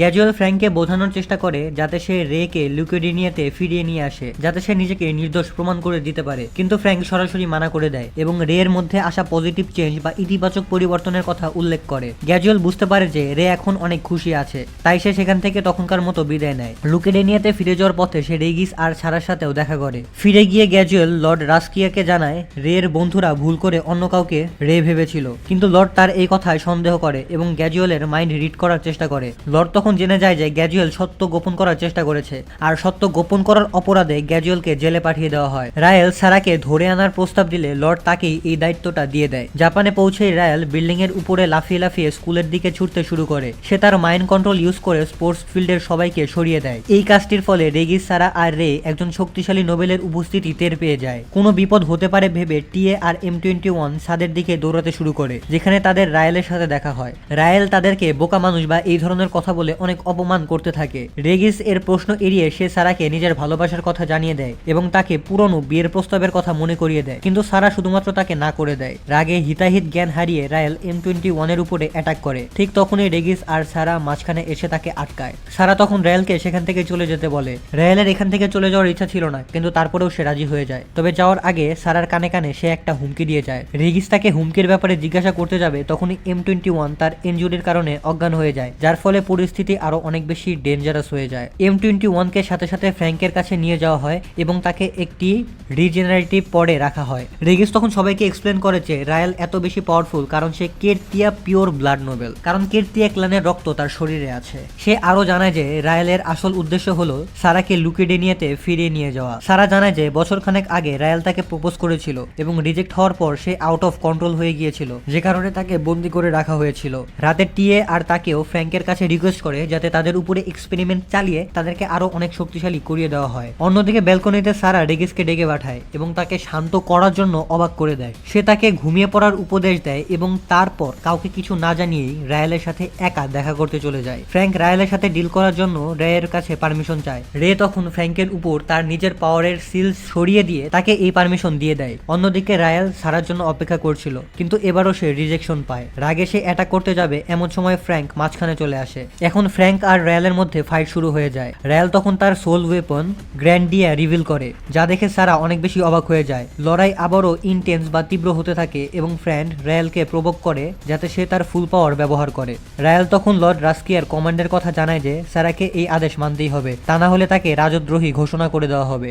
রেগিস সারার সাথে যাওয়ার জন্য রিকোয়েস্ট করলেও রায়েল লর্ডের অর্ডারের দোহাই দিয়ে মানা করে দেয় এবং সারাকে নিয়ে লুকেডেনিয়াতে চলে যায়। যাওয়ার সময় সে হাসতে হাসতে গ্যাজুয়েলের করুণ অবস্থার কথা জানায়, আর গ্যাজুয়েলের এই অবস্থা হয়েছিল তার মিথ্যা রিপোর্টের কারণে। বাধ্য হয়ে ফ্র্যাঙ্ক আর রেগিস ম্যানশনে ফিরে আসে এবং রেকে সবকিছু জানিয়ে দেয়। রে সাথে সাথে তাদের উদ্ধার করার সিদ্ধান্ত নেয় এবং তারা সবাই তখন লুকেডেনিয়ার উদ্দেশ্যে রওনা দেয়। প্যালেসে বসে লর্ড রাস্কিয়া সেই দিনের জন্য অপেক্ষা করতে থাকে যখন সে তার বাবার মৃত্যুর প্রতিশোধ নিতে রেয়ের মুখোমুখি হবে। তারা রেয়েলের সাথে থ্রোন রুমে পৌঁছালে লর্ড তাকে প্রশ্ন করা শুরু করে। লর্ড রিভিল করে দেন যে ভুল তথ্য দেওয়ার কারণে গ্যাজুয়েল এখন জেলে আছে। সত্যি জানার জন্য লর্ড সারাকে জিজ্ঞাসা করে যে সে কি মানুষদের মাঝে থাকার জন্য কোনো সন্দেহভাজন নোবেলের সাথে দেখা করেছিল। স্পষ্ট জবাব না পাওয়ায় লর্ড তার মাইন্ড রিড করার চেষ্টা করে, যার কারণে সারা অনেক ব্যথায় চিৎকার করতে থাকে। রায়েল সারার পক্ষ নিয়ে মিথ্যা বলে দেয় যে সে শুধুমাত্র কিছু মডিফাইড হিউম্যান এবং একটা ব্লন্ড হিউম্যানকে দেখেছে, কিন্তু সারার দ্বিধা দেখে লর্ড তাকেও বন্দি করার আদেশ দেয়। রে, রেগিস আর ফ্র্যাঙ্ক একটি জেটে চড়ে লিকুইডিনিয়াতে পৌঁছায়। তারা ইচ্ছা করে জেটটিকে ক্র্যাশ ল্যান্ডিং করায় এবং রের পুরনো ম্যানশনে পৌঁছানোর প্ল্যান করে। ক্ল্যান লিডাররা যখন জানতে পারে যে গ্যাজুয়েল আর সারাকে অ্যারেস্ট করা হয়েছে, তখনই তারা জেট ক্র্যাশের নিউজটা পায়। লর্ড ইনভেস্টিগেশনের জন্য নাইটদের পাঠানোর সিদ্ধান্ত নেয়। ওদিকে রে, রেগিস আর ফ্র্যাঙ্ক এক নিষিদ্ধ বা ফরবিডেন ফরেস্টে প্রবেশ করে, যেখান থেকে থেকে রের ম্যানশন অনেক বেশি কাছে। ক্র্যাশ ল্যান্ডিং এর পর তারা একটি রহস্যময় অরা অনুভব করে এবং সেখানে পূর্ববর্তী লর্ডের সোয়েল ওয়েপন র্যাগনারক খুঁজে পায়। রে যখন তদন্ত করছিল, রেগিস তখন পাহারা দিচ্ছিল। সে ছদ্মবেশে নাইটদের আটকানোর চেষ্টা করলে তার মাস্ক খুলে যায় এবং সে ধরা পড়ে। কিন্তু ঠিক সেই সময়ে মডিফাইড হিউম্যানরা মানে টিএ আর তাকেও এসে তাকে উদ্ধার করে এবং জানায় যে তারা গোপনে তার পিছু নিচ্ছিল। রে নিজে সারা এবং গ্যাজুয়েলের বর্তমান পরিস্থিতির দায়িত্ব নেয়। সে পরিষ্কার করে দেয় যে তার উপরেই পূর্ববর্তী লর্ডের মৃত্যুর অভিযোগ করা হয়েছে। M21 তখন রের নোবেলিটি স্ট্যাটাস নিয়ে প্রশ্ন তোলে। জবাবে ফ্র্যাঙ্ক রের অস্বাভাবিক ক্ষমতার কথা ব্যাখ্যা করে, যা শুনে রেগিস এবং মডিফাইড হিউম্যানরা পুরোপুরি অবাক হয়ে যায়। নানা গুজব থাকা সত্ত্বেও তারা সবাই রেকে সাপোর্ট করার সিদ্ধান্ত নেয়। রে তখন পূর্ববর্তী লর্ডের সেই পুরাতন ভবিষ্যৎবাণীর কথা মনে করে, যেখানে লর্ড তার ভবিষ্যৎ সঙ্গীদের কথা উল্লেখ করেছিল। ওদিকে রাজাক লর্ড রাস্কিয়ারের সাথে দেখা করে এবং রেগিসের বিশ্বাসঘাতকতার কথা জানতে স্যাংচুয়ারির দিকে যায়। এতে রাস্কিয়ার বিশ্বাস আরো অনেক বেশি মজবুত হয় যে এই সবকিছুর পেছনে রেই রয়েছে। সে গ্যাজুয়েলকে ইটারনাল স্লিপের শাস্তি দেওয়ার কথা ভাবে, তবে তাকে শেষবারের মতো ব্যাখ্যা করার একটা সুযোগ দেওয়া হয়। লর্ড রাস্কিয়া নিজের অতীতের সেই জেলাসির কথা মনে করে যা তার রের প্রতি ছিল, যা বর্তমানে গ্যাজুয়েলের মাধ্যমে সামনে আসে। গ্যাজুয়েল স্বীকার করে নেয় যে সে জাপানে রের সাথে দেখা করেছিল। লর্ড তাকে ছেড়ে দিলেও তার লিডারশিপ কেড়ে নেয় এবং তাকে ইটারনাল স্লিপে পাঠিয়ে দেওয়ার প্রস্তুতি নিতে থাকে। লর্ড তখন রায়াল, রাজাক আর ক্যারিসকে দায়িত্ব দেয় যাতে তারা রের গ্রুপকে বন্দী করে।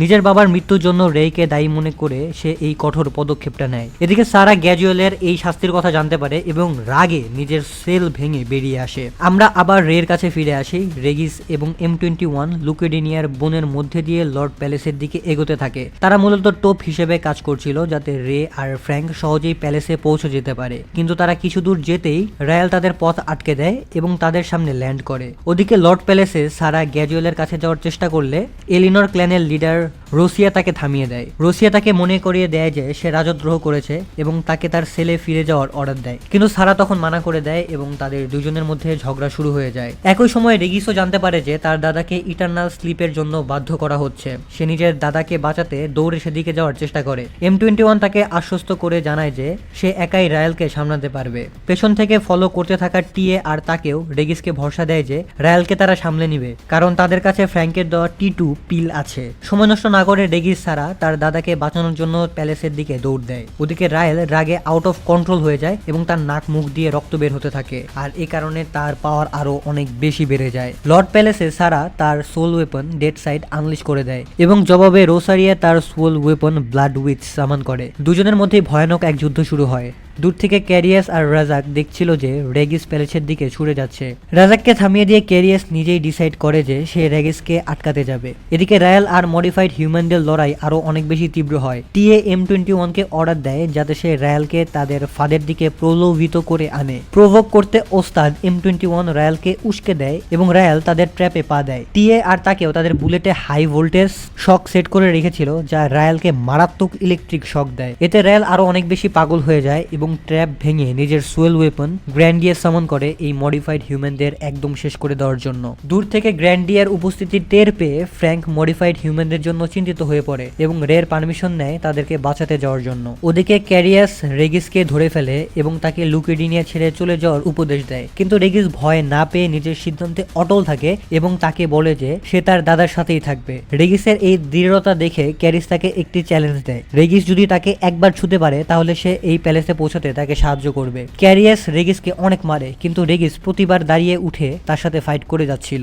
অন্যদিকে ফাইটের ময়দানে রায়াল আর গ্র্যান্ডিয়া পুরো পাশাই উল্টে দেয়। সে M21 কে ক্ষতবিক্ষত করে দেয় এবং টিএ ও তাকেওয়ের অ্যাটাকগুলোকে খুবই সহজে ডিফ্লেক্ট করে দেয়। রায়াল যখন টিএ আর তাকেওয়ের জীবন নিয়ে ছিনিমিনি খেলছিল তখন M21 তার পা জাপটে ধরে তাকে ফেক নোবেল বলে গালি দেয়। চরম অপমানে পাগল হয়ে রায়াল M21 কে চিরতরে মেরে ফেলার জন্য আঘাত করতে যায়, কিন্তু তখনই একটা অবাক করার মতো ঘটনা ঘটে।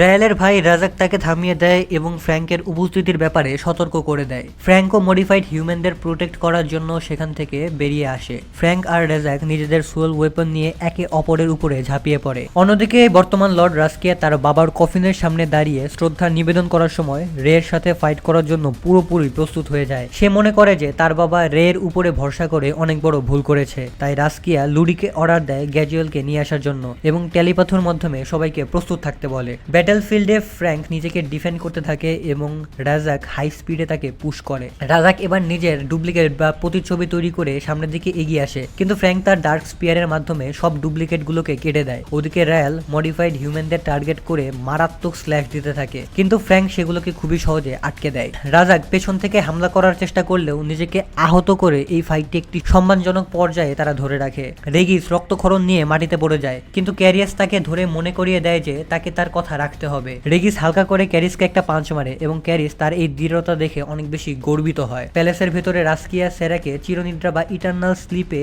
পাঠিয়ে দেওয়ার সাজা দেয়, কারণ সে গ্যাজুয়ালকে প্রোটেক্ট করছিল। গ্যাজুয়াল আবারও রে আর সেরার নির্দেশ হওয়ার কথা জানিয়ে দেয়, কিন্তু রাস্কিয়া কোনো কথাই শুনে না। গ্যাজুয়াল তখন মনে করিয়ে দেয় যে রেকে সাজা দেওয়া অসম্ভব, কারণ ফ্র্যাঙ্ক ব্যাটলফিল্ডে রের পক্ষে লড়ছে। কিন্তু ফ্র্যাঙ্ক লড়াইয়ে রাজাককে ক্লান্ত করে দেয় এবং তাকে আহত করে। রায়াল তখন তার সুয়েল ওয়েপন যুক্ত করতে চাইলে রাজাক তাকে বকা দেয়, কারণ তাদের বাবা রেগার তার সুয়েল ওয়েপনটি ভাগ করে দিয়েছিল এবং এটি যুক্ত করা নোবিলিটির বিরুদ্ধে। মানে তাদের দুই ভাইয়ের যে দুইটা সুয়েল ওয়েপন, দুইটাকে সে আবার কানেক্ট করার কথা বলছিল, বাট এটা করলে তারা নোবিলিটির বিরুদ্ধে চলে যাবে আর কি। এদিকে গ্যাজুয়াল লর্ড রাস্কিয়াকে তার ফ্র্যাঙ্ক ও রের অতীত সম্পর্কে জ্ঞানের অভাবের কথা মনে করিয়ে দেয় এবং বলে যে সে লর্ড হওয়ার যোগ্য না। গ্যাজুয়াল ক্ল্যান লিডারদের জানায় যে পূর্ববর্তী লর্ডের ইচ্ছা ছিল রাস্কিয়ার বদলে রেকে পরবর্তী লর্ড বানানোর, আর এটাই ছিল মূলত রের প্রতি রাস্কিয়ার মেইন ঘৃণার কারণ।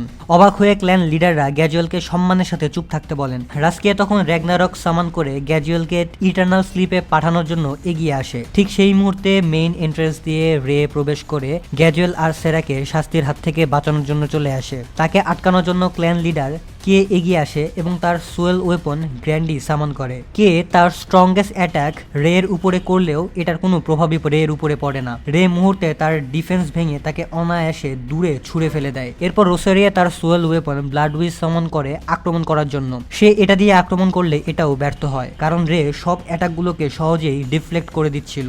এরপর লুডি তার সুয়েল ওয়েপন ইজানার ইউজ করে সেই অ্যাটাকগুলোকে ব্লক করার চেষ্টা করে। রোসারিয়া নিজের অ্যাটাক থেকে নিজে বাঁচতে না পেরে মাটিতে পড়ে যায়। লুডির সেই ঢালও রের শক্তির সামনে নতি স্বীকার করে, মানে তাদের এই সোল ওয়েপনও রের শক্তির সামনে দাঁড়াতে পারে না। রেগে গিয়ে অন্য একটা ক্ল্যান লিডার রের উপরে মাইন্ড কন্ট্রোল করার চেষ্টা করে, কিন্তু রে নিজের মাইন্ড কন্ট্রোল পাওয়ার ইউজ করে তাদের সবাইকে মাটিতে আছড়ে ফেলে দেয়। সারা এটা দেখে অনেক বেশি অবাক হয়ে যায়, কারণ রে লর্ড না হওয়া সত্ত্বেও সে অন্যান্য ক্ল্যান লিডারদের উপরে মাইন্ড কন্ট্রোল ব্যবহার করতে পারে। সে রের আসল পরিচয় জানতে চাইলে গ্যাজুয়াল তাকে জানায় যে রে হলো একটা নোবলেস। এর মানে হচ্ছে রের পাওয়ার সকল নোবেলের চেয়ে উপরে, মানে রের পাওয়ার ইভেন লর্ডের চেয়ে উপরে, মানে নোবেলদের যে রাজা তার চেয়েও রের পাওয়ার বেশি।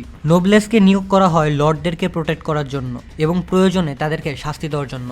মানে নোবেলদের রাজা যদি কোনো সময় খারাপ হয়ে যায় তাদেরকে শাস্তি দেওয়ার জন্য মূলত এই নোবলেসদেরকে নিয়োগ দেওয়া হয়। ক্ল্যান লিডারদেরকে হারতে দেখে রাস্কিয়া তার সোল ওয়েপন র্যাগনারক নিয়ে ময়দানে চলে আসে। সে রক্তের একটি ঘূর্ণিঝড় তৈরি করে এবং এটার অরা ছিল অনেক বেশি পাওয়ারফুল। দূরে দাঁড়িয়ে থাকা ফ্র্যাঙ্ক এবং অন্যান্যরা এই শক্তির আভাস পেয়ে যায় এবং লড়াই থামিয়ে প্যালেসের দিকে দৌড় দেয়। প্যালেসের ভিতরে রে লর্ডের সেই শক্তিশালী অ্যাটাক রুখে দিয়ে তাকে ছাদের দিকে ছুঁড়ে ফেলে দেয়। সে অনুভব করে যে রাস্কিয়া তার পূর্ণ শক্তি ব্যবহার করছে না, তাই সে তাকে ব্লাড ফিল ইউজ করতে প্রভোগ করে, যা শুধুমাত্র নোবলেস আর বর্তমান লর্ডরাই ব্যবহার করতে পারে। রাস্কিয়া তার ব্লাড ফিল আনলিশ করলে রে আবারও তার শক্তিশালী অ্যাটাকটিকে অকেজো করে দেয়। সব আশা হারিয়ে রাস্কিয়া কান্নায় ভেঙে পড়ে। সে মনে করে যে সে আবারও হেরে গেল, কারণ তার বাবা রেকেই লর্ড হিসেবে বেছে নিয়েছিল। তাকে প্রোটেক্ট করার জন্য ক্ল্যান লিডাররা আবারও রের সামনে এসে দাঁড়ায়, কিন্তু রে তাদেরকে জানায় যে যতক্ষণ না রাস্কিয়া ব্লাড ফিল্ডের উপর প্রপার কন্ট্রোল আনতে পারছে ততক্ষণ এই লড়াই বৃথা। তার এই কথা ইগনোর করে সবাই তাকে আক্রমণ করলে রে তার ওভার পাওয়ার দিয়ে